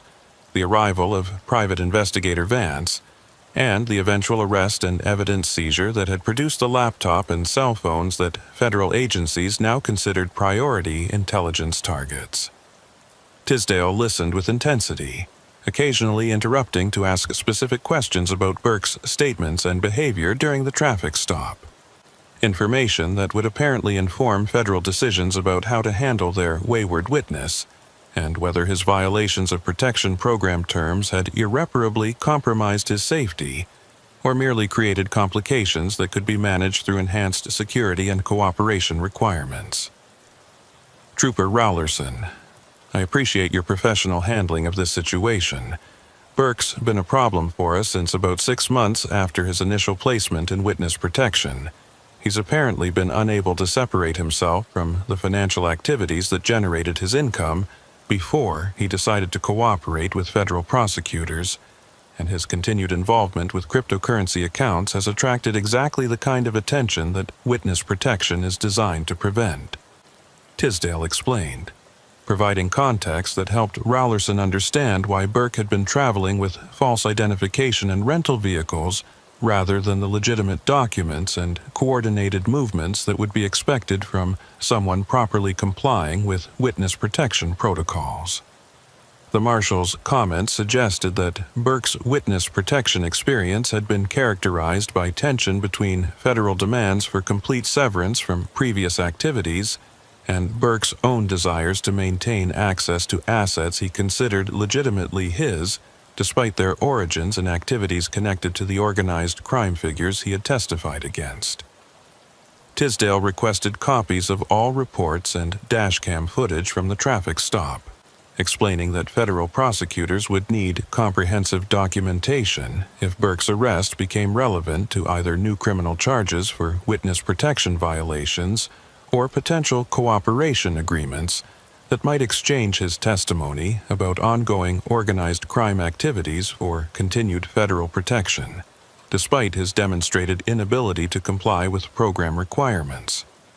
Rowlerson confirmed that all documentation would be provided through proper channels, with his supervisor coordinating federal requests to ensure appropriate information sharing while protecting Florida Highway Patrol's investigative prerogatives and evidence handling procedures. Tisdale thanked Rowlerson and headed into the jail to coordinate Burke's federal pickup, leaving the trooper alone in the parking lot with his thoughts about the complex case that had consumed his overnight shift and would generate extensive follow-up beyond his normal responsibilities for traffic enforcement on the isolated highways of southwest Florida. As Rowlerson drove back toward his patrol sector on Alligator Alley, he considered the interconnected web of interests that had converged on his routine traffic stop. State law enforcement pursuing traffic violations, federal authorities protecting and prosecuting witnesses, organized crime figures tracking someone who had betrayed their operations, private investigators recovering assets for civil claimants, and cryptocurrency technology that had created new forms of value and conflict that challenged traditional legal frameworks for defining and recovering property. The complexity represented exactly the type of case that modern law enforcement officers needed to navigate, despite training that often focused on traditional criminal activities and investigation methods that predated the digital age's transformation of criminal finance and communication.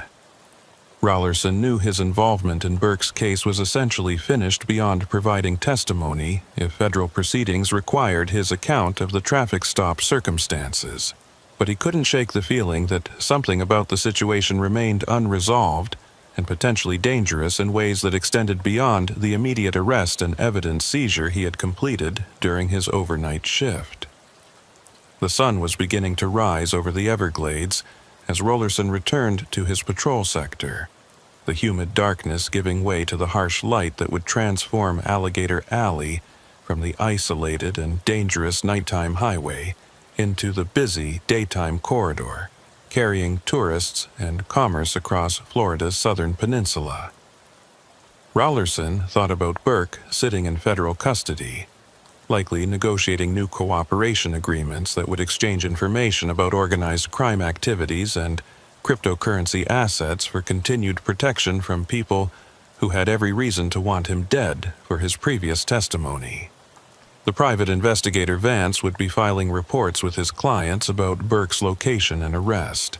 calculating whether the electronic devices seized by Florida Highway Patrol would yield information about cryptocurrency wallet access codes before federal authorities imposed security protocols that would prevent civil claimants from accessing evidence relevant to their asset recovery efforts. And somewhere in New Jersey or New York, organized crime figures who had been damaged by Burke's previous testimony would be receiving word that their target had been located and arrested on Alligator Alley, information that would inform their own calculations about whether attempting retaliation was worth the risks of confronting federal protection that might have been enhanced by Burke's latest violations and arrest. 3 days after the traffic stop that had introduced Trooper Raulerson to the complicated world of federal witness protection and cryptocurrency asset recovery, he received a phone call from Sergeant Halford requesting his presence at the Fort Myers District Headquarters for what was described as a debriefing session with federal agencies who had questions about the circumstances of Raymond Burke's arrest and the electronic evidence seized from the rental Altima. The summons wasn't unexpected, given the federal interest in Burke's case and the potential intelligence value of the devices that had been secured during the traffic stop. But Raulerson felt a measure of unease about meeting with federal agents whose investigative priorities and legal frameworks often differed significantly from the straightforward traffic enforcement that constituted his primary responsibilities as a highway patrol trooper. The debriefing was scheduled for 2 o'clock on a Thursday afternoon, timing that would pull Raulerson away from his normal patrol duties during what should have been his preparation time for the overnight shift that had become his regular assignment during his 11 years working the Alligator Alley corridor between Naples and Fort Lauderdale. Raulerson arrived at district headquarters 15 minutes early, a habit developed through years of professional training that emphasized the importance of punctuality and preparation when dealing with supervisors or outside agencies whose assessments might influence career advancement or assignment decisions. The headquarters building was a modern facility that had been constructed during the previous decade's investment in law enforcement infrastructure, featuring secure parking, advanced communications equipment, and conference rooms designed for coordinating multi-agency operations that had become increasingly common as criminal activities evolved beyond local jurisdictions into complex networks requiring federal, state, and local cooperation. Sergeant Halford met Raulerson in the lobby and escorted him to a second-floor conference room where 2 FBI agents and a federal prosecutor were already assembled, their professional attire and serious expressions suggesting that this debriefing represented more than routine follow-up about a traffic stop arrest. Halford made introductions that revealed the federal interest in Burke's case extended across multiple agencies with overlapping but distinct investigative priorities that would be competing for access to both the prisoner and the evidence seized during Rowlerson's traffic stop. Special Agent Michael Garrett from the FBI's Miami field office specialized in organized crime investigations that had been tracking the criminal networks Burke had testified against during his initial cooperation with federal prosecutors 3 years earlier. Garrett's presence suggested that Burke's arrest and the evidence seized from his vehicle represented potential intelligence about ongoing criminal activities that had continued evolving after the prosecutions that had sent several organized crime figures to federal prison based on Burke's testimony about money laundering, extortion, and interstate commerce violations. Special Agent Patricia Drummond from the FBI's Cybercrime Division represented the Bureau's interest in the cryptocurrency transactions that Burke had apparently been conducting in violation of witness protection terms, transactions that might reveal connections to international money laundering operations or other financial crimes that extended beyond the organized crime activities he had previously testified about. Assistant U.S. Attorney David Blackwell from the Southern District of Florida would be coordinating any new criminal charges against Burke for witness protection violations while also evaluating whether the evidence seized during the traffic stop could support prosecutions of other individuals involved in the financial activities that had attracted attention from both federal investigators and the private interests represented by the investigator Vance, who had tracked Burke to Alligator Alley. The assembled federal officials represented formidable investigative resources and legal authority that far exceeded anything Rowlerson typically encountered during his highway patrol duties, creating a dynamic where his role would be providing information and testimony about traffic stop circumstances rather than participating in the strategic decisions about how to exploit the evidence and intelligence opportunities was created by Burke's arrest. Sergeant Halford opened the meeting by summarizing the traffic stop sequence and noting that Rowlerson had conducted himself professionally throughout an encounter that had quickly escalated beyond routine parameters into territory involving federal witnesses, organized crime interests, and sophisticated electronic evidence that required specialized handling.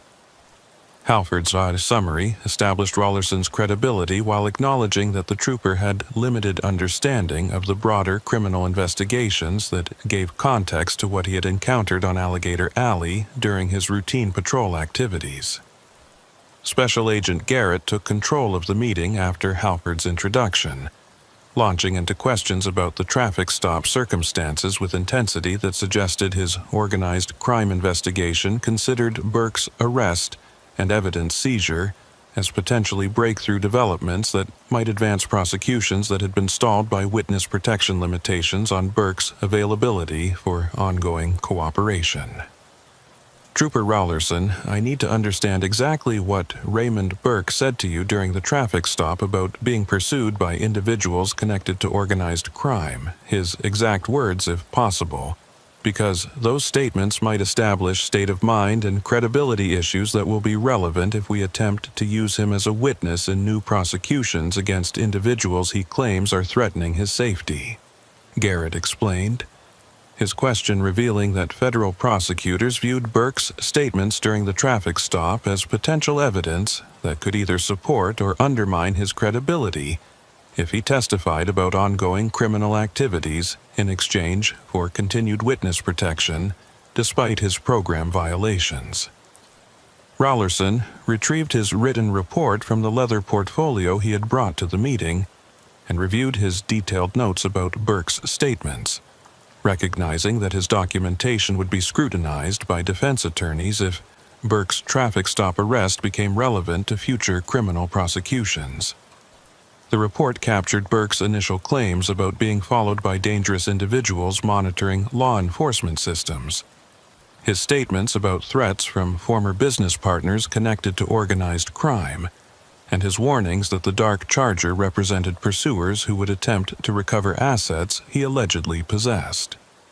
Rowlerson read the relevant passages verbatim from his report, his documentation providing the exact language that Burke had used during the increasingly tense confrontation on Alligator Alley's shoulder. Garrett listened with focused attention, occasionally interrupting to request clarification about Burke's demeanor and emotional state when making particular statements, information that would help federal prosecutors assess whether his claims represented genuine fear of organized crime retaliation or calculated manipulation designed to generate sympathy and influence the traffic stop outcome. Special Agent Drummond followed with her own questions, focused on the electronic devices seized from Burke's rental vehicle, particularly interested in whether Rowlerson had observed Burke attempting to access the laptop or cell phones during the traffic stop. Actions that might indicate he was attempting to transfer or conceal cryptocurrency assets before they could be secured by law enforcement. Rowlerson confirmed that Burke had remained in the patrol car's back seat throughout the extended traffic stop and had no opportunity to access the electronic devices after being detained on fraudulent identification charges, information that would support chain of custody documentation if the devices eventually yielded evidence about financial crimes or organized crime connections. The laptop and phones have been examined by our technical specialists, and they contain extensive documentation of cryptocurrency transactions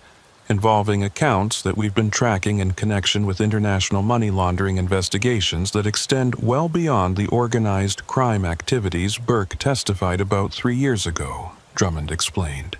her summary revealing that Burke's witness protection violations had inadvertently exposed criminal networks that federal investigators had been pursuing through separate investigations that might now converge because of the evidence seized during Rowlerson's routine traffic stop.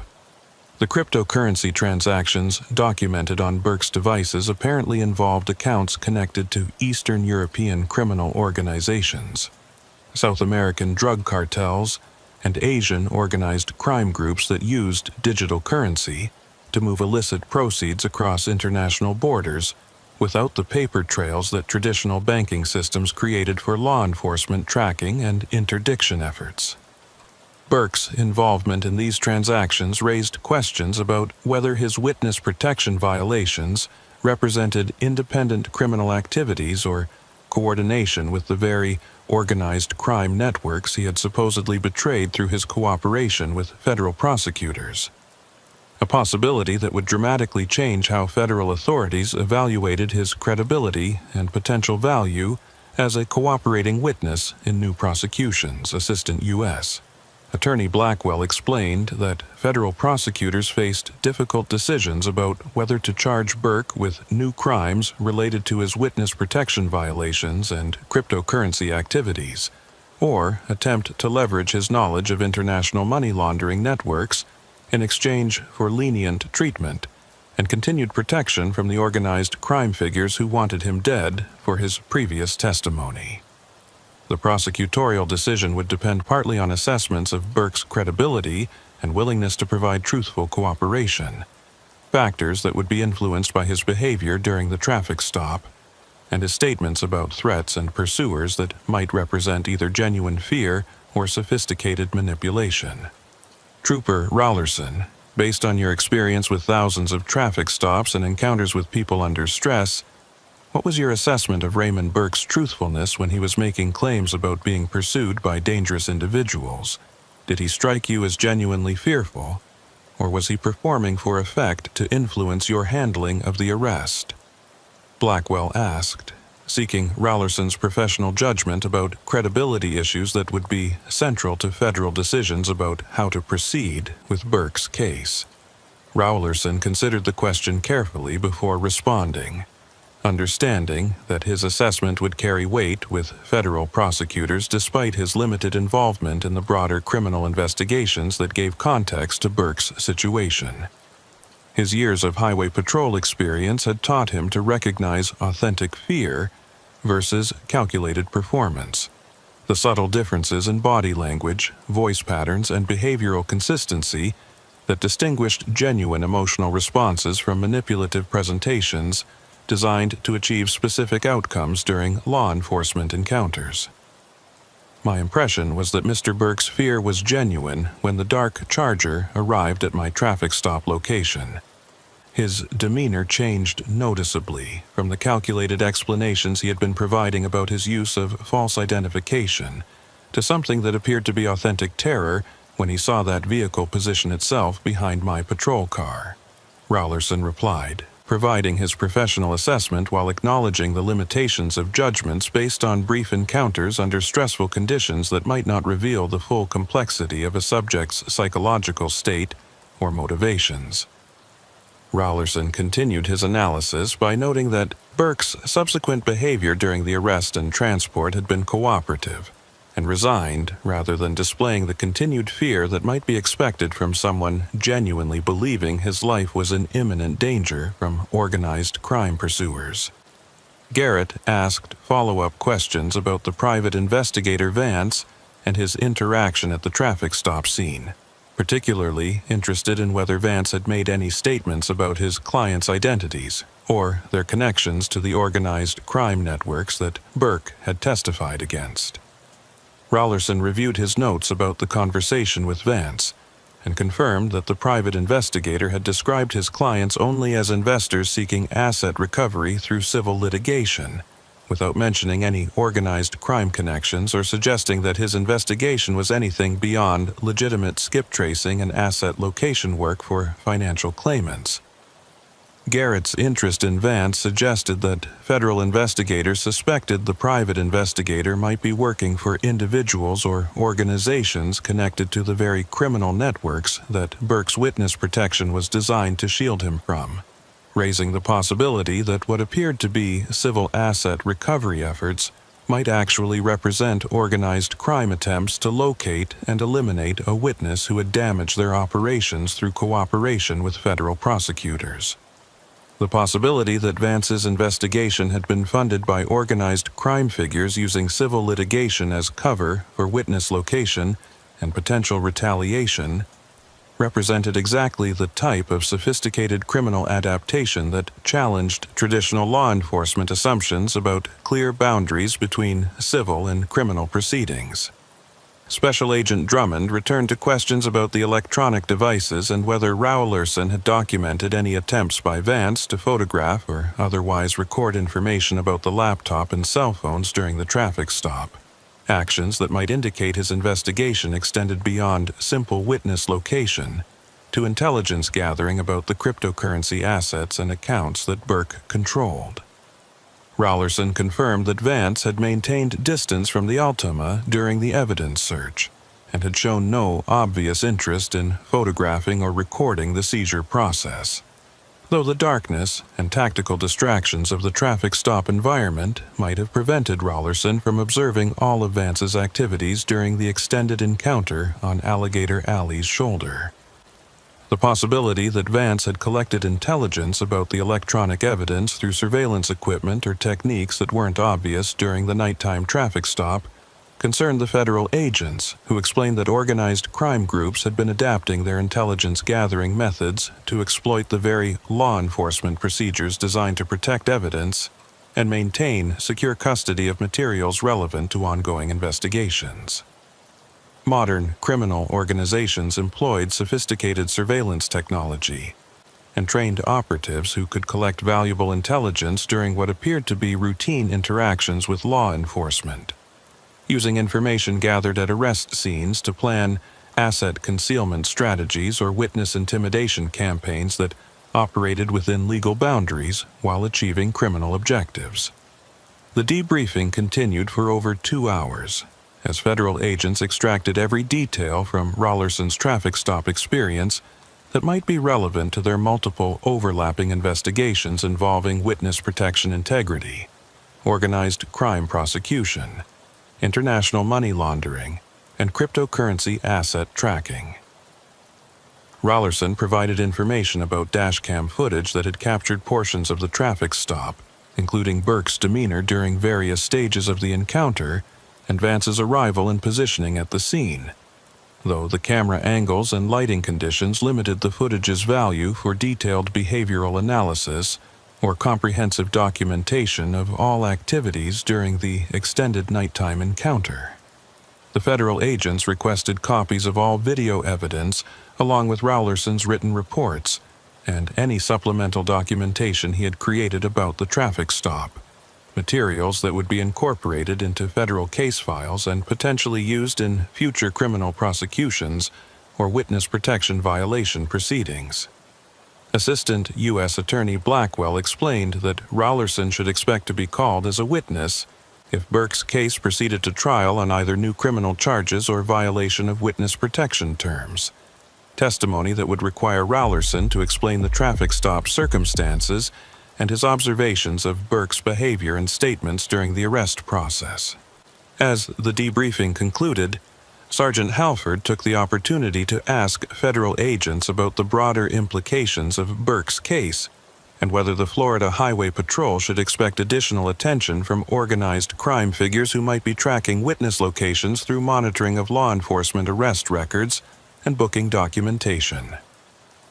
Garrett's response confirmed the sergeant's concerns and revealed that federal authorities considered Burke's arrest on Alligator Alley as a potential trigger for organized crime actions that could create risks for law enforcement officers involved in his custody or evidence handling. We know from electronic surveillance that the organized crime network Burke testified against has been actively searching for his location since he entered witness protection, and they've demonstrated sophisticated capabilities for monitoring law enforcement databases and communications to track individuals they consider threats to their operations, Garrett explained. His warning, suggesting that Rowlerson and other officers involved in Burke's arrest might themselves become targets for surveillance or intimidation if organized crime figures decided that eliminating or compromising law enforcement witnesses would advance their interests in undermining potential prosecutions. The possibility that routine traffic enforcement could expose officers to organized crime attention represented an evolving threat that challenged traditional assumptions about the boundaries between highway patrol duties and the dangerous criminal investigations, typically handled by specialized units with training and resources for managing threats from sophisticated criminal organizations. Halford pressed for specific security recommendations that would protect his troopers while allowing them to continue routine patrol duties without paranoia that would undermine their effectiveness in traffic enforcement and highway safety operations. Garrett acknowledged the tension between security concerns and operational effectiveness, recommending that troopers working Alligator Alley maintain enhanced awareness of surveillance indicators like vehicles that appeared repeatedly during patrol shifts or individuals who seemed to be photographing or recording routine law enforcement activities without obvious legitimate purposes. The recommendation stopped short of suggesting that troopers modify their normal patrol patterns or traffic stop procedures, but emphasized the importance of documenting and reporting any unusual encounters or surveillance indicators that might represent organized crime intelligence gathering about law enforcement personnel and their activities. Federal agents would be monitoring for threats against officers involved in Burke's arrest, but acknowledged that their protective resources were limited and that prevention depended largely on officer awareness and reporting of suspicious activities that might indicate targeting or surveillance by criminal organizations seeking revenge or intimidation leverage against the law enforcement system that threatened their operations. Rowlerson left the debriefing with mixed feelings about his role in a federal investigation that extended far beyond the simple traffic stop he had initiated when observing lane violations on Alligator Alley 3 nights earlier. His professional satisfaction at having conducted the arrest and evidence seizure according to proper procedures was tempered by concerns about potential organized crime interest in his identity and activities. Threats that seemed abstract and unlikely, but were being treated seriously by federal agents with experience tracking the capabilities and motivations of sophisticated criminal networks. The reality that routine highway patrol could expose officers to threats from international criminal organizations represented a significant evolution from the traffic enforcement and highway safety responsibilities that had defined most of Rowlerson's 11-year career patrolling Florida's interstate system. As he drove back toward his patrol sector on Alligator Alley, Rollerson found himself paying more attention to vehicles that appeared repeatedly in his rearview mirror or seemed to be pacing his patrol car's movements. His awareness heightened by the federal warnings about organized crime surveillance, even as he recognized that most vehicles on the highway represented legitimate traffic with no connection to the criminal investigations consuming federal attention and resources. That evening's patrol shift passed without unusual incidents, but Rollerson couldn't shake the feeling that his traffic stop had set in motion consequences that extended beyond the arrest and evidence seizure into territory where his actions might have life or death implications for people he would never meet and investigations he would never fully understand. The thought that Raymond Burke might be negotiating new cooperation agreements based partly on intelligence derived from the electronic devices seized during the Alligator Alley traffic stop gave Rollerson a sense of connection to federal prosecutions that might eventually dismantle international money laundering networks or organized crime operations spanning multiple countries and criminal enterprises. But that same connection created vulnerability that Rollerson had never previously experienced during his highway patrol career. The awareness that criminal organizations might view him as a threat worth monitoring or neutralizing if they concluded that his testimony or continued involvement in Burke's case represented obstacles to their operations or interests. The abstract threats discussed during the federal debriefing became more concrete when Rollerson noticed a dark sedan that seemed to appear repeatedly during his patrol shift. Maintaining distance but matching his movements along the Alligator Alley corridor in ways that suggested deliberate surveillance rather than coincidental travel patterns. Rollerson documented the suspicious vehicle in his shift log and attempted to close distance for license plate identification. But the sedan maintained its interval and eventually exited the highway at one of the few interchange points along Alligator Alley before Rollerson could obtain clear documentation that would allow follow-up investigation. The encounter might have been coincidental, but the timing so soon after the federal debriefing and warnings about organized crime surveillance created concern that Rollerson reported to Sergeant Halford during their end-of-shift communication. Halford took the report seriously and coordinated with federal agents to determine if the suspicious vehicle matched any known organized crime surveillance assets or represented innocent travel that Rollerson's heightened awareness had interpreted as threatening. The incident highlighted the psychological burden created by awareness of potential threats that might or might not be real. The challenge of maintaining normal operational effectiveness while remaining alert to surveillance indicators that could represent genuine criminal interest in law enforcement activities. Federal agents reviewing Rollerson's vehicle description and behavioral observations concluded that the sedan's movements were consistent with surveillance techniques used by professional investigators, but couldn't confirm whether the surveillance represented organized crime interest or some other investigation unrelated to Burke's case.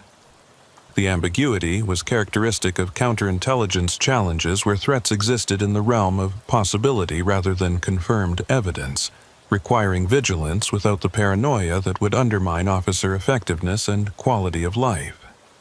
Rollerson adapted his patrol routine to include counter-surveillance techniques he had learned during training but rarely employed during normal highway patrol operations, varying his routes and timing to complicate surveillance efforts while maintaining coverage of his assigned sector's traffic enforcement and safety responsibilities. The adaptations represented minor adjustments to his normal procedures, but they created psychological weight that affected his approach to routine encounters and his assessment of every vehicle that appeared repeatedly during his shifts. The transformation of Alligator Alley from familiar patrol territory into potential hostile environment where organized crime figures might be monitoring his activities represented exactly the type of threat evolution that modern law enforcement officers faced as criminal organizations became more sophisticated in their intelligence gathering and retaliation planning. Sergeant Halford recognized the psychological burden being imposed on Rowlerson and other officers involved in Burke's arrest. Coordinating with district administration to provide access to peer support resources and tactical training updates that would help them manage the security concerns without becoming dysfunctional in their primary duties. 2 weeks after the initial traffic stop, Rowlerson received notification that Raymond Burke had agreed to provide extensive cooperation about international money laundering networks in exchange for reinstatement in witness protection with enhanced security measures that would hopefully prevent future violations and maintain his safety from organized crime retaliation.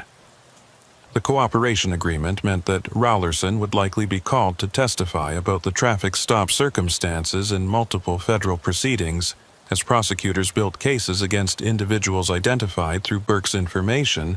and the cryptocurrency transaction documentation extracted from the electronic devices seized on Alligator Alley. The prospect of repeated testimony in federal court represented significant time commitment beyond Rowlerson's normal patrol duties, creating administrative challenges for district scheduling, while also exposing him to additional visibility that might increase rather than decrease his profile among organized crime figures tracking the investigation of their financial networks. Rowlerson understood that his professional duty required him to provide truthful testimony about his observations and actions during the traffic stop regardless of the personal inconvenience or potential security implications. But he couldn't help resenting the complexity that had resulted from what should have been a routine traffic enforcement action on an isolated highway during the quiet hours of overnight patrol.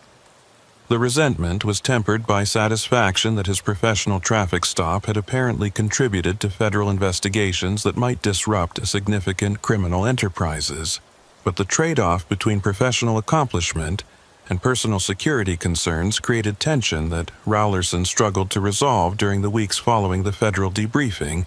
and the suspicious surveillance incidents on Alligator Alley. Discussions with Sergeant Halford helped Rowlerson understand that modern law enforcement increasingly required officers to accept risks and complications that extended beyond traditional dangers of traffic stops and criminal apprehension.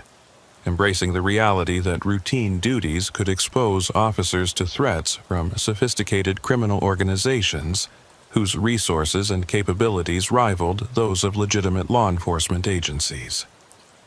The philosophical acceptance of expanded risk profiles didn't eliminate Rowlerson's concerns about organized crime surveillance, but it provided context that helped him maintain professional effectiveness while remaining appropriately vigilant about potential threats that might develop from his involvement in Burke's case. Halford also shared intelligence from federal agents indicating that organized crime figures were indeed aware of Burke's arrest and cooperation, but were focusing their attention on the federal prosecutors and FBI agents directly involved in building cases, rather than peripheral witnesses like highway patrol officers whose testimony would be limited to traffic stop circumstances. The intelligence provided some reassurance, but Rowlerson recognized that criminal organizations' priorities could shift if they concluded that his testimony represented a critical link in prosecutions that threatened their leadership or operations. The uncertainty about future threat levels became a background concern that Rowlerson learned to manage without allowing it to dominate his consciousness or compromise his patrol effectiveness. His experience illustrated the hidden costs of modern law enforcement, where routine duties could trigger cascading consequences that affected officers' lives long after the initial encounters that had seemed straightforward during their execution. As weeks passed and no additional surveillance incidents occurred, Rowlerson gradually returned to normal patrol routines with only occasional awareness of the federal investigations that continued developing, based partly on evidence he had seized during that routine traffic stop on Alligator Alley. The dashcam footage from the traffic stop was eventually provided to defense attorneys representing individuals charged in the money laundering prosecutions that resulted from Burke's cooperation, creating additional administrative burden as Rowlerson responded to discovery requests and prepared for potential cross-examination about his observations and procedures during the arrest. The legal proceedings consumed months of calendar time during which Rowlerson continued normal patrol duties while maintaining peripheral awareness of the federal cases developing from his traffic stop. His testimony was eventually required in 2 separate trials involving defendants charged with conspiracy to launder money through cryptocurrency accounts that Burke had accessed in violation of witness protection terms. Testimony that required Rowlerson to explain the traffic stop circumstances and confirm the authenticity of evidence seized from Burke's rental vehicle. The courtroom appearances were professional experiences that expanded Rowlerson's understanding of federal criminal justice procedures and the complexity of prosecuting financial crimes that involved international transactions and digital assets beyond traditional law enforcement expertise. Defense attorneys attempted to challenge the legality of the traffic stop and subsequent search, arguing that the lane violations Rowlerson had observed were insufficient probable cause for the extended detention and evidence seizure that had produced the cryptocurrency documentation. Rowlerson's detailed reports and dashcam footage supported the prosecution's position that all procedures had been conducted according to established legal standards, and the evidence was ultimately admitted despite defense challenges about the scope and duration of the traffic stop. The successful prosecutions that resulted partly from evidence seized during Rowlerson's traffic stop generated recognition from federal agencies and Florida Highway Patrol Administration, but the commendations felt hollow given the personal costs in time, stress, and lingering security concerns that had accompanied his involvement in cases that extended far beyond normal highway patrol responsibilities. Rowlerson declined media interviews about his role in the prosecutions, preferring to maintain low profile that would hopefully minimize any organized crime interest in his identity or activities. The decision to avoid publicity represented Rowlerson's attempt to manage security concerns through obscurity, though he recognized that his testimony in federal trials had already established his identity in court records that could be accessed by criminal organizations with sufficient resources and motivation. The reality that routine traffic enforcement could expose officers to international criminal attention represented a disturbing evolution in threat landscapes that challenged traditional assumptions about the relatively benign dangers of highway patrol compared to specialized units that directly confronted violent criminals or investigated complex conspiracies.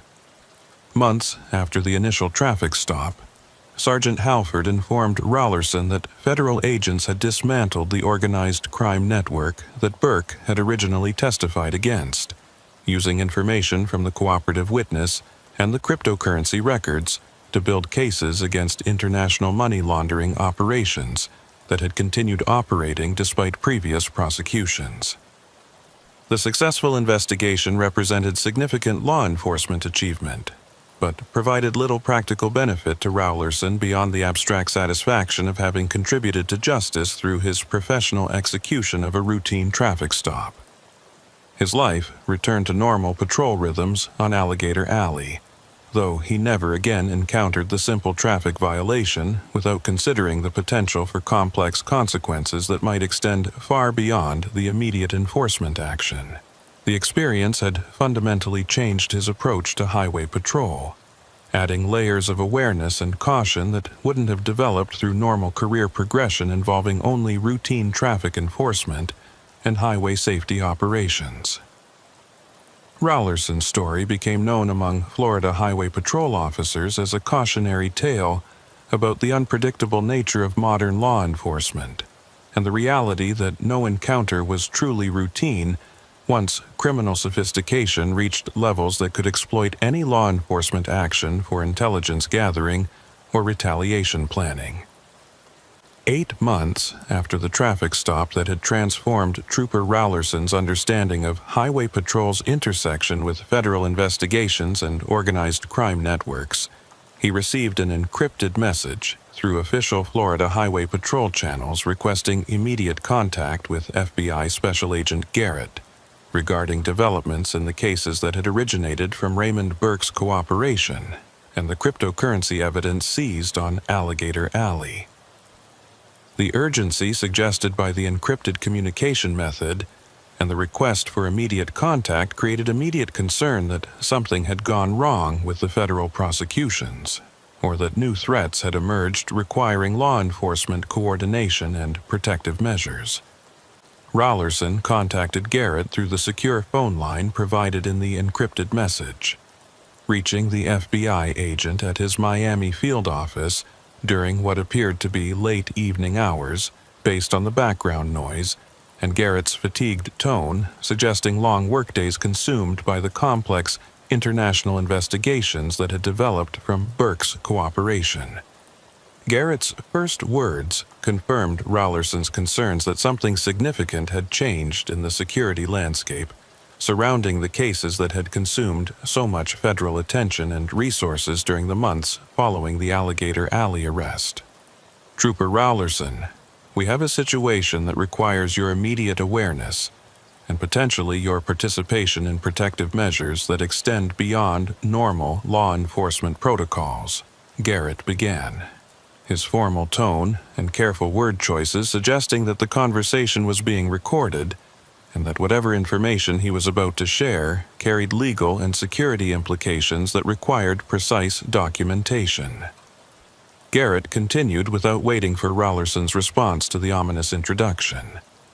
Raymond Burke was killed 3 days ago in what appeared to be a random robbery at a convenience store in Tallahassee, where he had been relocated after completing his cooperation testimony.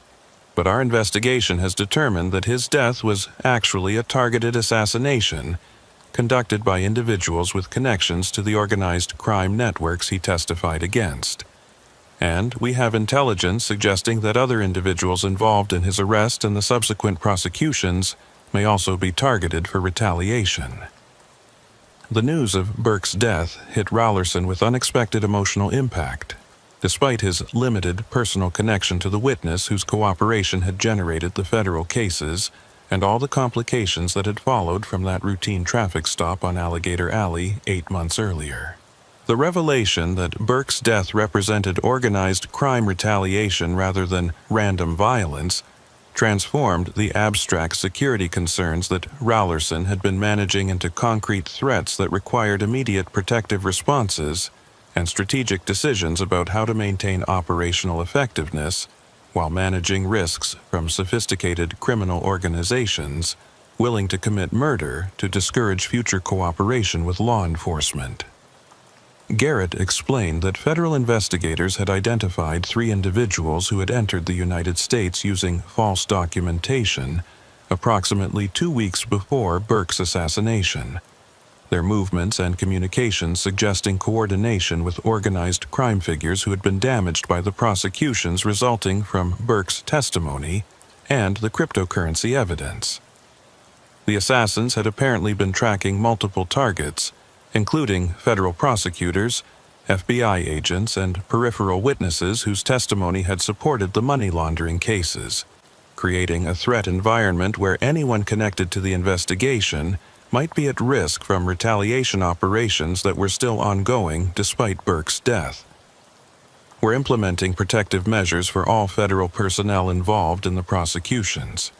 but we wanted to alert you to the potential threat and provide resources for enhancing your personal security during this period, while we work to identify and apprehend the individuals responsible for Burke's assassination, Garrett explained, his offer of federal protective resources creating new complications for Rollerson's life and career that extended far beyond the time commitments and testimony requirements that had already resulted from his involvement in the case. Rollerson's immediate response was to question whether the threat assessment justified the disruption to his normal life and patrol duties, a reaction that Garrett apparently anticipated based on his prepared response about the sophisticated capabilities and demonstrated willingness of organized crime networks to conduct retaliation operations against law enforcement personnel. "Trooper, I understand your reluctance to accept protective measures that will disrupt your routine. But we need you to understand that the individuals who killed Burke have been surveilling multiple targets for weeks before conducting their operation, and your name appears in court documents and testimony transcripts that are accessible to anyone with basic research capabilities and motivation to identify everyone involved in the prosecutions, Garrett argued. His explanation making clear that Rollerson's visibility in federal court proceedings had created exactly the exposure that his earlier attempts to maintain low profile had been designed to prevent. The reality that court records had permanently documented his role in Burke's arrest, and the evidence seizure meant that any organized crime figure interested in intimidating or eliminating witnesses could easily identify Rollerson as someone whose continued health and willingness to testify might be relevant to their interests in disrupting or discouraging future prosecutions. The conversation with Garrett consumed over an hour, as the FBI agent detailed the specific threat indicators that had prompted the protective warnings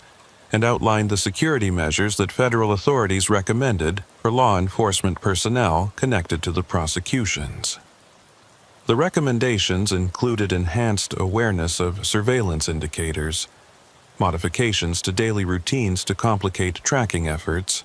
coordination with local law enforcement for increased patrol presence near residences, and consideration of temporary relocation until the assassination threats could be neutralized through apprehension of the individuals responsible for Burke's death. Rollerson listened to the recommendations with growing frustration at the extent to which a routine traffic stop had metastasized into threats that would require fundamental changes to his life and career, changes that seemed disproportionate to his relatively minor role in federal cases that had been built primarily on Burke's cooperation rather than the traffic stop circumstances that had initiated the investigation. Garrett acknowledged Rollerson's frustration, but emphasized that organized crime retaliation operations often targeted peripheral witnesses precisely because they lacked the robust security measures protecting primary investigators and prosecutors, making them vulnerable targets whose deaths could discourage future cooperation, while sending messages about the costs of testifying against criminal organizations. The unfortunate reality is that your visibility in court testimony and the accessibility of your identity through public records has made you a potential target regardless of how minor your actual role was in building the cases. And these organizations have demonstrated willingness to invest significant resources in operations designed to discourage future witnesses from cooperating with law enforcement, Garrett explained, his summary capturing the perverse logic of organized crime retaliation that could transform routine law enforcement duties into life-threatening exposure,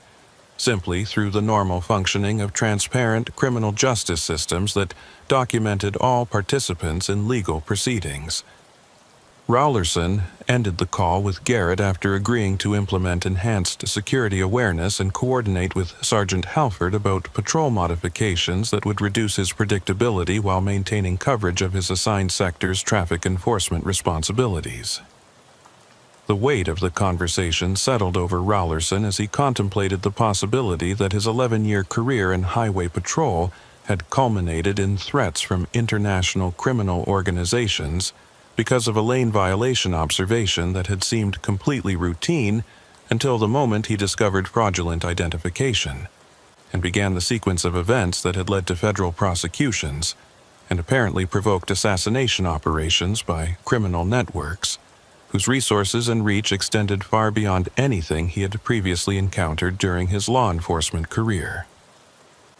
That evening's patrol shift felt fundamentally different, as Rollerson maintained heightened awareness of every vehicle that appeared in his mirrors, or seemed to pace his movements along Alligator Alley, his professional vigilance now colored by personal security concerns that transformed routine traffic observation into potential threat assessment that consumed mental energy and created stress beyond the normal demands of highway patrol duties. Every traffic stop became an exercise in tactical positioning and threat evaluation that went beyond standard officer safety protocols, as Rollerson considered whether approaching vehicles might contain organized crime operatives monitoring his activities, or preparing for operations that would eliminate him as a potential witness in future prosecutions that might develop from ongoing federal investigations. The paranoia was exhausting, and Rollerson recognized that maintaining this level of hypervigilance indefinitely would be unsustainable without either burning out emotionally or becoming so cautious that his patrol effectiveness would be compromised beyond acceptable operational standards. Sergeant Halford understood the psychological burden being imposed by the threat environment and arranged for Rollerson to meet with peer support specialists who had experience helping law enforcement officers manage stress from threats that extended beyond traditional occupational dangers into territory where personal and professional lives became indistinguishable targets for sophisticated adversaries. The peer support sessions provided some relief through validation that Rollerson's concerns were rational responses to legitimate threats, rather than paranoid overreactions to abstract possibilities. But they couldn't eliminate the fundamental reality that his involvement in federal prosecutions had created ongoing security vulnerabilities that would persist until either the organized crime networks were dismantled or their interest in retaliation operations was neutralized through other means. Weeks passed with Rollerson maintaining modified patrol routines and enhanced security awareness, while federal investigators worked to identify and apprehend the individuals responsible for Burke's assassination and the broader retaliation campaign against witnesses in the money laundering prosecutions. The investigation eventually identified 2 suspects who were arrested at Miami International Airport attempting to leave the country after conducting surveillance operations against multiple targets, including federal prosecutors and FBI agents involved in the cases. The arrests provided some relief, but federal authorities acknowledged that the organized crime networks retained capability and motivation for continued retaliation operations using different operatives who might already be in the United States or who could be recruited from criminal associates with reasons to discourage future cooperation with law enforcement. The indefinite nature of the threat created ongoing burden that affected Rollerson's quality of life and his approach to patrol duties in ways that suggested his career might need to evolve beyond highway patrol into assignments that provided lower visibility and reduced exposure to the types of complex cases that could generate federal attention and organized crime interest. Discussions with Sergeant Halford explored potential reassignment options that would allow Rollerson to continue contributing to law enforcement while managing security concerns that had resulted from his professional execution of what should have been routine traffic enforcement actions. The reassignment options included training positions, administrative duties, or specialized units that operated with enhanced security protocols designed to protect officers whose work created exposure to threats from sophisticated criminal organizations. Rollerson resisted the reassignment suggestions initially, viewing them as surrendering to criminal intimidation and abandoning the highway patrol duties that had defined his career and professional identity for over a decade. But the ongoing psychological burden of maintaining hypervigilance during every patrol shift eventually convinced him that some modification to his career trajectory was necessary for preserving both his effectiveness and his mental health. The decision to request reassignment felt like defeat, even as Rollerson recognized it represented pragmatic adaptation to threat environments that had evolved beyond traditional law enforcement assumptions about the relatively contained risks of highway patrol, compared to more dangerous specializations like narcotics investigation or gang enforcement. His experience illustrated how modern criminal sophistication could transform any law enforcement duty into high-risk exposure through connections to federal investigations and international criminal networks, whose resources and capabilities rivaled those of legitimate government agencies.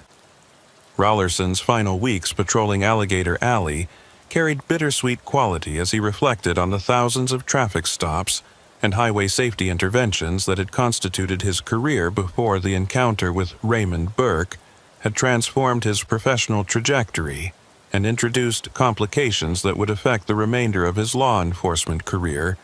regardless of whatever new assignment he eventually accepted. The highway that had been his professional home for 11 years now felt contaminated by threats that had nothing to do with the traffic enforcement and public safety responsibilities that had motivated his original career choice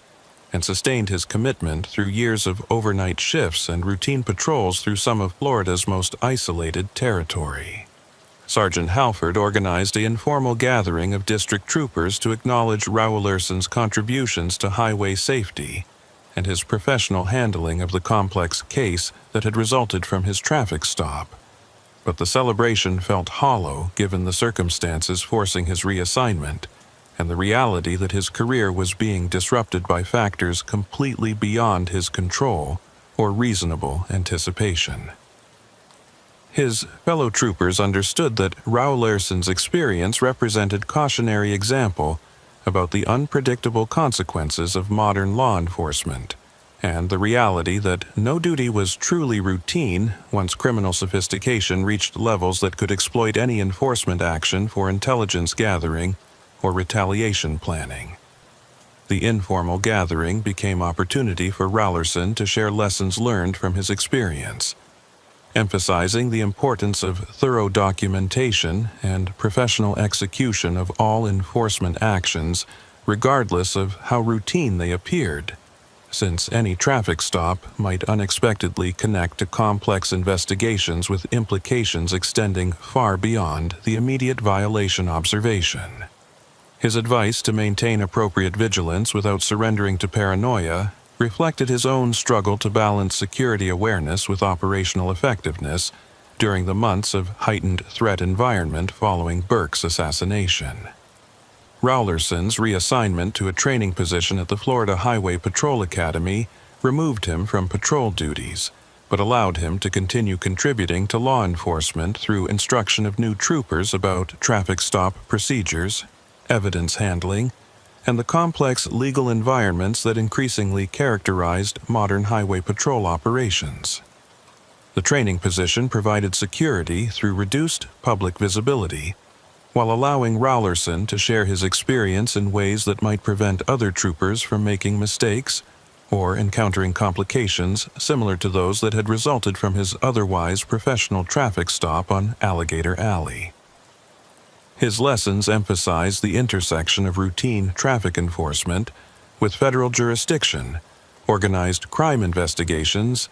and technological evidence like cryptocurrency transactions that required specialized handling and created complications beyond traditional patrol training. The academy instructors incorporated Rowlerson's case into curriculum as example of how professional execution of standard procedures could lead to unexpected involvement in complex investigations requiring coordination across multiple agencies and jurisdictions, transforming a simple traffic stop into federal court testimony and potential organized crime targeting that extended months or years beyond the initial enforcement action. The training position allowed Rowlerson to maintain law enforcement career while managing security concerns that had made continued patrol duties psychologically unsustainable, given the ongoing, although diminished, threats from organized crime networks that retained motivation for discouraging future witness cooperation. Federal investigators eventually dismantled significant portions of the international money laundering networks that had been targeted through prosecutions built partly on evidence seized during Rowlerson's traffic stop. But the successful investigations provided little personal satisfaction, given the professional and personal costs that had accompanied his involvement in cases that had consumed his life for over a year following that routine traffic stop. His reflection on the experience highlighted the hidden costs of modern law enforcement, where sophisticated criminal organizations could transform routine duties into high-risk exposure through their sophisticated intelligence gathering and willingness to conduct retaliation operations against anyone who contributed to prosecutions that threatened their operations.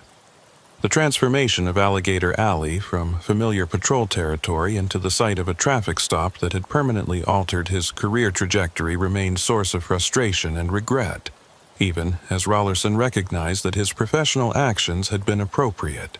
and that the complications resulted from factors beyond any reasonable officer's ability to anticipate or prevent through alternative decisions during the traffic stop sequence. Years after the initial traffic stop, Rowlerson occasionally drove Alligator Alley during off-duty hours, experiencing the highway as civilian traveler rather than patrol officer, and recognizing how different the environment felt without the professional responsibilities and threat awareness that had characterized his final months patrolling the isolated corridor through the Everglades. The highway continued carrying its endless stream of traffic between Florida's coasts, its function unchanged by the complex criminal investigations and assassination operations that had been triggered by one trooper's observation of lane violations during an overnight patrol shift. Mile marker 64, where Rowlerson had initiated the traffic stop that changed his career, looked identical to every other mile marker along the featureless highway, offering no indication that this particular location had been the starting point for federal prosecutions, international criminal investigations, and retaliation operations that had affected dozens of lives across multiple countries and criminal organizations. The anonymity of the location seemed appropriate given the routine nature of the traffic stop that had occurred there. Another reminder that significant consequences could flow from apparently mundane enforcement actions when criminal sophistication and federal jurisdiction intersected with state highway patrol duties. Rowlerson's story became known among Florida law enforcement as cautionary tale about the unpredictable nature of modern policing and the reality that routine traffic stops could expose officers to threats and complications extending far beyond traditional occupational dangers. His experience influenced training programs and security protocols designed to help officers recognize when routine encounters might be connecting to larger criminal investigations requiring enhanced awareness and protective measures. The lessons learned from his case emphasize the importance of thorough documentation, professional execution of standard procedures, and coordination with federal authorities when traffic stops revealed evidence or suspects connected to investigations beyond local jurisdiction. But no amount of training could eliminate the fundamental uncertainty inherent in highway patrol, where every traffic stop represented potential gateway to complex investigations with unpredictable consequences for officers whose only intention was enforcing traffic laws and maintaining highway safety. The reality that professional competence could create, rather than prevent, career disruption and personal security threats represented disturbing evolution in law enforcement environments, where criminal sophistication increasingly challenged traditional assumptions about contained risks and predictable career trajectories.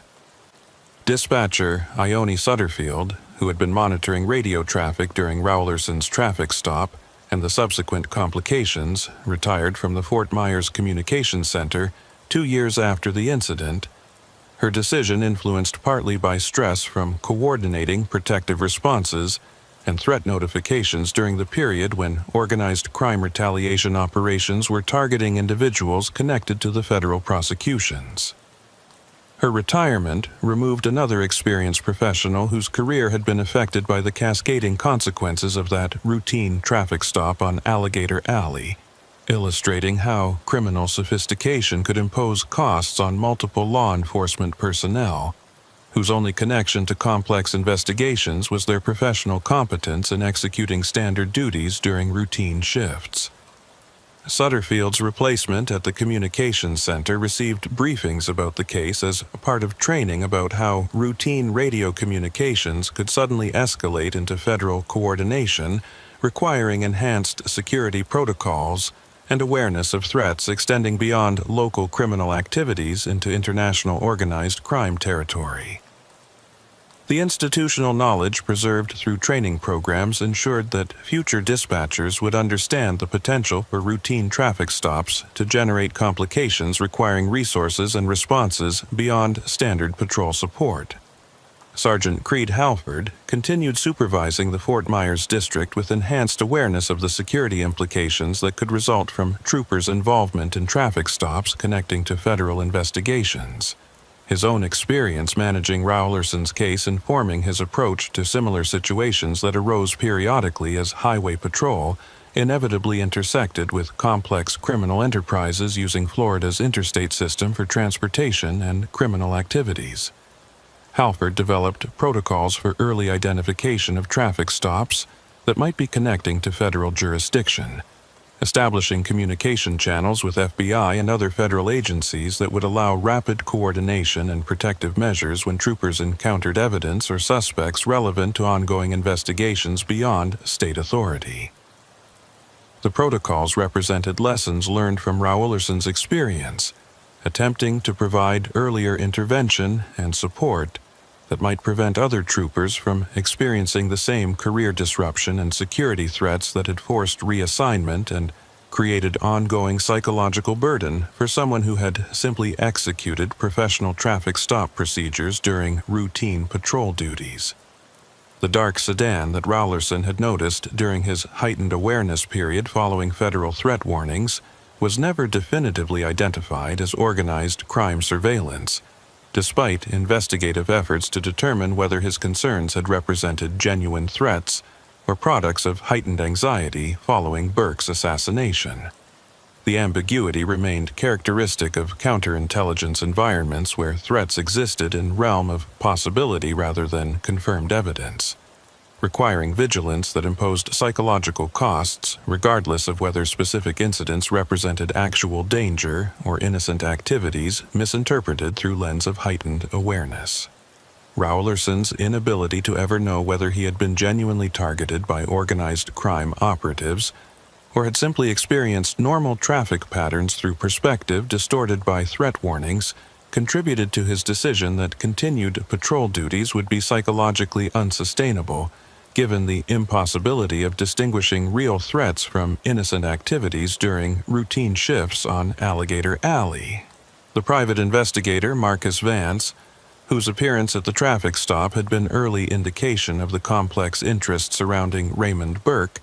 continued operating his Miami-based investigation firm with apparent success despite questions about whether his clients had included organized crime figures using civil asset recovery as cover for witness location operations. Federal investigators interviewed Vance multiple times about his role in tracking Burke and his potential connections to the organized crime networks that had eventually succeeded in assassinating the federal witness, but no charges were filed, and Vance maintained that his investigation had been legitimate skip-tracing work for civil claimants with no knowledge of organized crime interests or assassination planning. The lack of prosecution didn't eliminate suspicions that Vance's investigation had unwittingly or deliberately provided intelligence that facilitated organized crime operations, but proving criminal conspiracy beyond reasonable doubt proved impossible, given the sophisticated compartmentalization that professional criminals use to insulate themselves from legal accountability for operations conducted through multiple intermediaries and legitimate-appearing business services. The rental car company that had provided the Nissan Altima to Raymond Burke under his false identification implemented enhanced customer verification procedures following the federal investigation that revealed how easily sophisticated criminals could exploit legitimate business services for criminal purposes. The procedural changes represented another small consequence of the traffic stop, affecting thousands of future rental transactions through verification requirements designed to prevent false identification from being used to obtain vehicles that could support criminal activities or flight from law enforcement. The ripple effects of Rowlerson's traffic stop extended across multiple domains of law enforcement and legitimate business operations, illustrating how single enforcement action could generate widespread consequences when it intersected with sophisticated criminal enterprises and federal investigations spanning multiple jurisdictions and criminal organizations. The cryptocurrency exchanges and financial institutions that had processed the transactions documented in Burke's electronic devices faced enhanced scrutiny from federal regulators seeking to prevent money laundering operations from exploiting digital financial systems that offered anonymity and international reach beyond traditional banking oversight. The regulatory changes represented policy responses to the type of criminal adaptation that Burke had exemplified through his ability to access and transfer assets despite witness protection restrictions designed to sever connections to previous financial activities.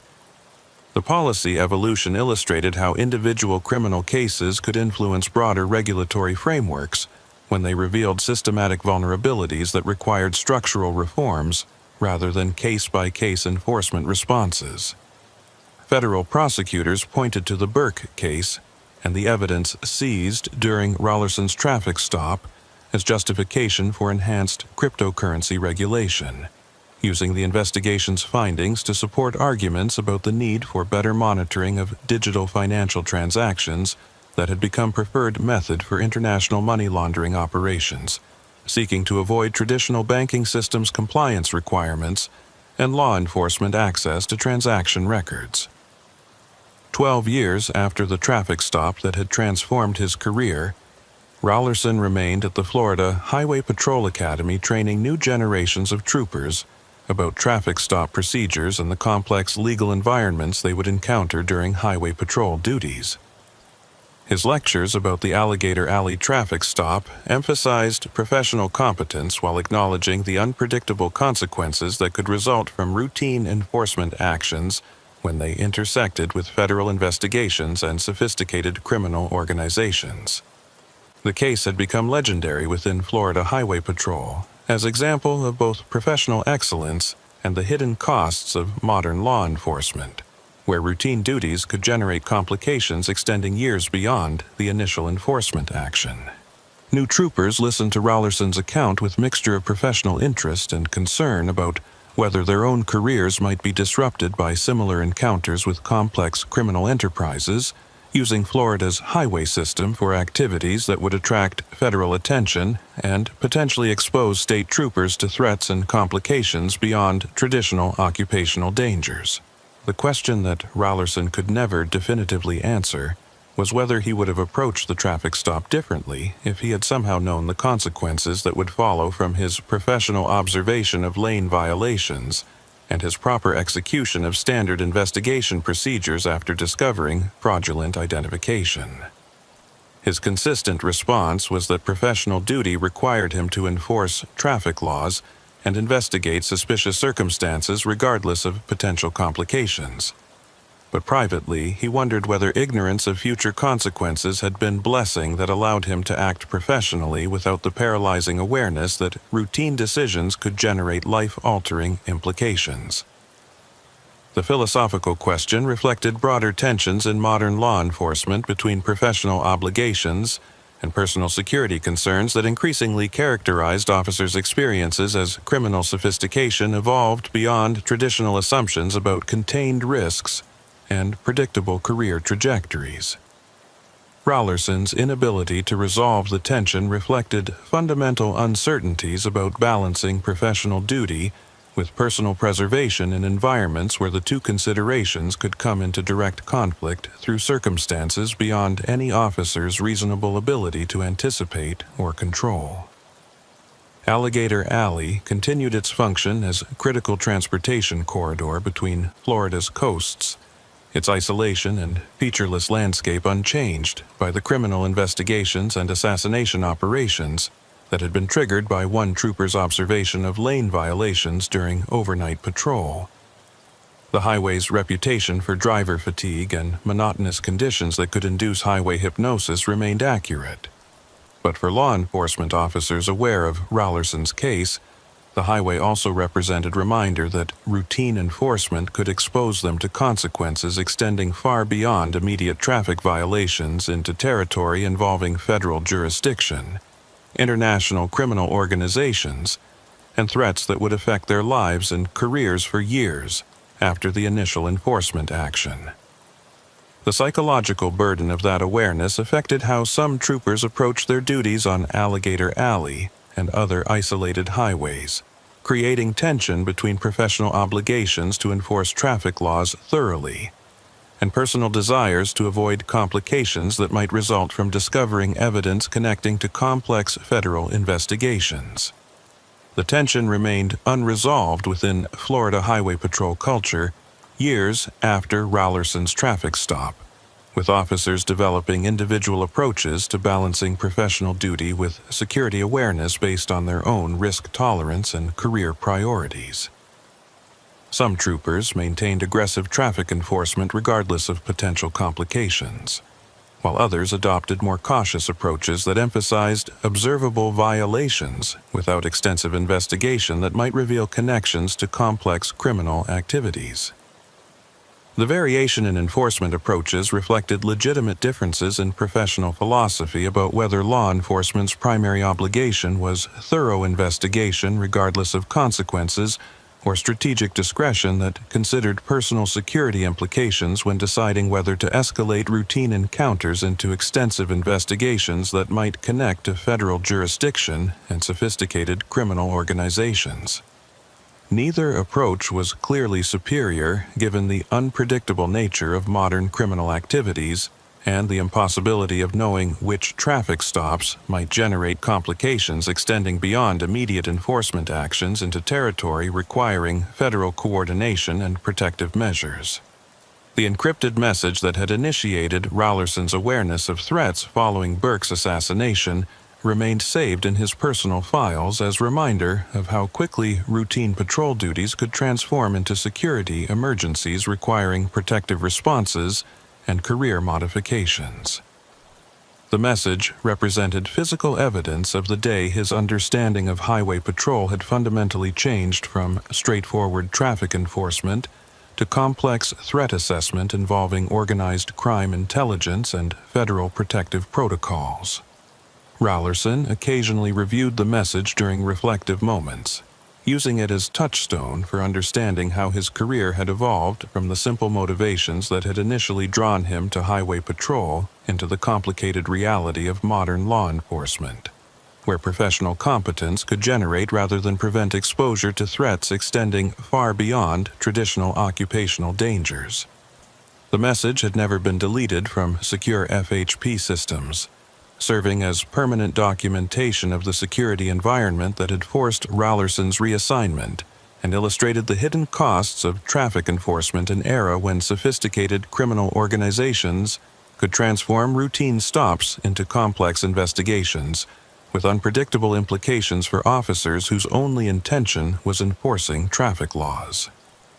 Years after Burke's assassination, Rowlerson learned through federal contacts that the organized crime network responsible for the killing had been dismantled through prosecutions that built on intelligence gathered during the assassination investigation and subsequent surveillance of criminal associates, seeking to continue retaliation operations against witnesses in the money laundering cases. The successful prosecutions provided some closure but couldn't eliminate the career disruption and psychological burden that had resulted from Rowlerson's involvement in cases that had consumed over a year of his life, and forced career trajectory changes that affected his professional identity and quality of life. The notification of successful prosecutions felt anticlimactic given the time that had passed and the permanent changes to Rowlerson's career that had resulted from threats that were now neutralized through federal enforcement actions that had occurred without his involvement or awareness until after completion.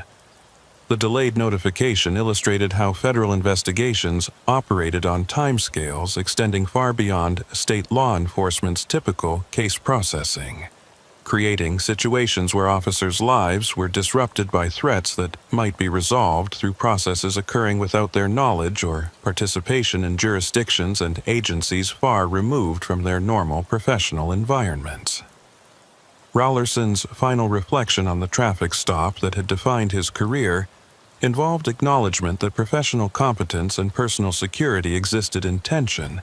that modern law enforcement couldn't fully resolve through training, protocols, or institutional support.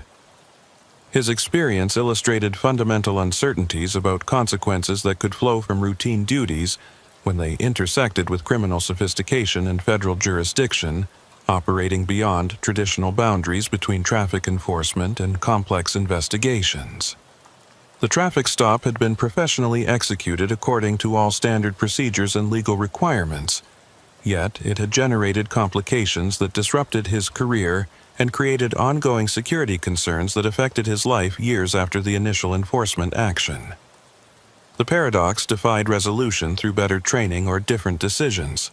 reflecting structural realities about modern criminal environments where any enforcement action could potentially connect to sophisticated enterprises whose resources and reach extended far beyond traditional law enforcement assumptions about contained risks and predictable consequences. On quiet nights, when darkness settled over the Everglades and Alligator Alley carried only scattered traffic between Florida's coasts, new generations of Florida Highway Patrol troopers conducted their patrols with awareness of Rowlerson's story and the possibility that routine traffic stops might expose them to complications extending far beyond immediate enforcement actions. The awareness created burden, but also professional maturity. Understanding that law enforcement in modern criminal environments required accepting risks that extended beyond traditional occupational dangers into territory where personal and professional lives could become indistinguishable targets for sophisticated adversaries. Mile marker 64 remained unmarked and indistinguishable from hundreds of other mile markers along the isolated highway, its significance known only to those familiar with Rowlerson's case and its implications for understanding modern highway patrol's intersection with federal investigations and organized crime operations. The highway continued its function unchanged by the human dramas that had unfolded along its featureless corridor.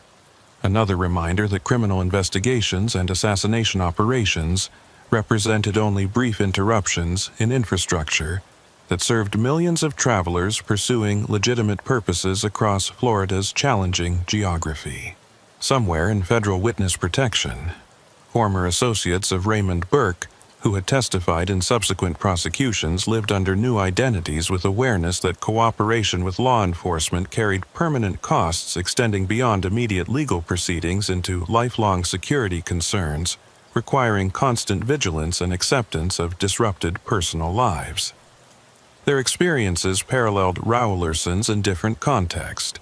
illustrating how federal investigations consumed participants regardless of whether they were criminal cooperators or law enforcement officers whose only connection was professional execution of routine duties during circumstances that happened to intersect with complex criminal enterprises. The parallel experiences suggested that modern criminal sophistication had evolved beyond law enforcement's ability to protect all participants in prosecutions from lasting consequences, creating environments where cooperation and professional duty carried costs that institutional support could mitigate but never eliminate completely. The reality imposed psychological burden on law enforcement officers considering how thoroughly to investigate suspicious circumstances during routine stops, knowing that discoveries connecting to federal jurisdiction might generate complications affecting their lives for years after the initial enforcement actions. The story that began with lane violations observed during overnight patrol on Alligator Alley ended without resolution or redemption, only accommodation to realities that challenged traditional assumptions about highway patrol's relatively benign dangers compared to more obviously hazardous law enforcement specializations. Rowlerson's career had been permanently altered by professional competence rather than mistakes, creating cautionary example about unpredictable consequences in modern criminal environments where sophisticated organizations could transform routine enforcement into complex investigations with implications extending across international borders and multiple agencies. The lack of satisfying conclusion reflected modern law enforcement's reality, where cases rarely ended cleanly, but instead generated cascading consequences affecting multiple lives across timescales measuring years or decades, rather than the immediate resolution that characterized traditional criminal justice narratives. For troopers patrolling Florida's isolated highways, Rowlerson's experience remained a permanent reminder that no traffic stop was truly routine once criminal sophistication reached levels that could exploit any enforcement action for purposes extending far beyond immediate violations into territory involving organized crime retaliation, federal investigations, and threats that would affect officers' lives long after the traffic violators had been processed through criminal justice systems.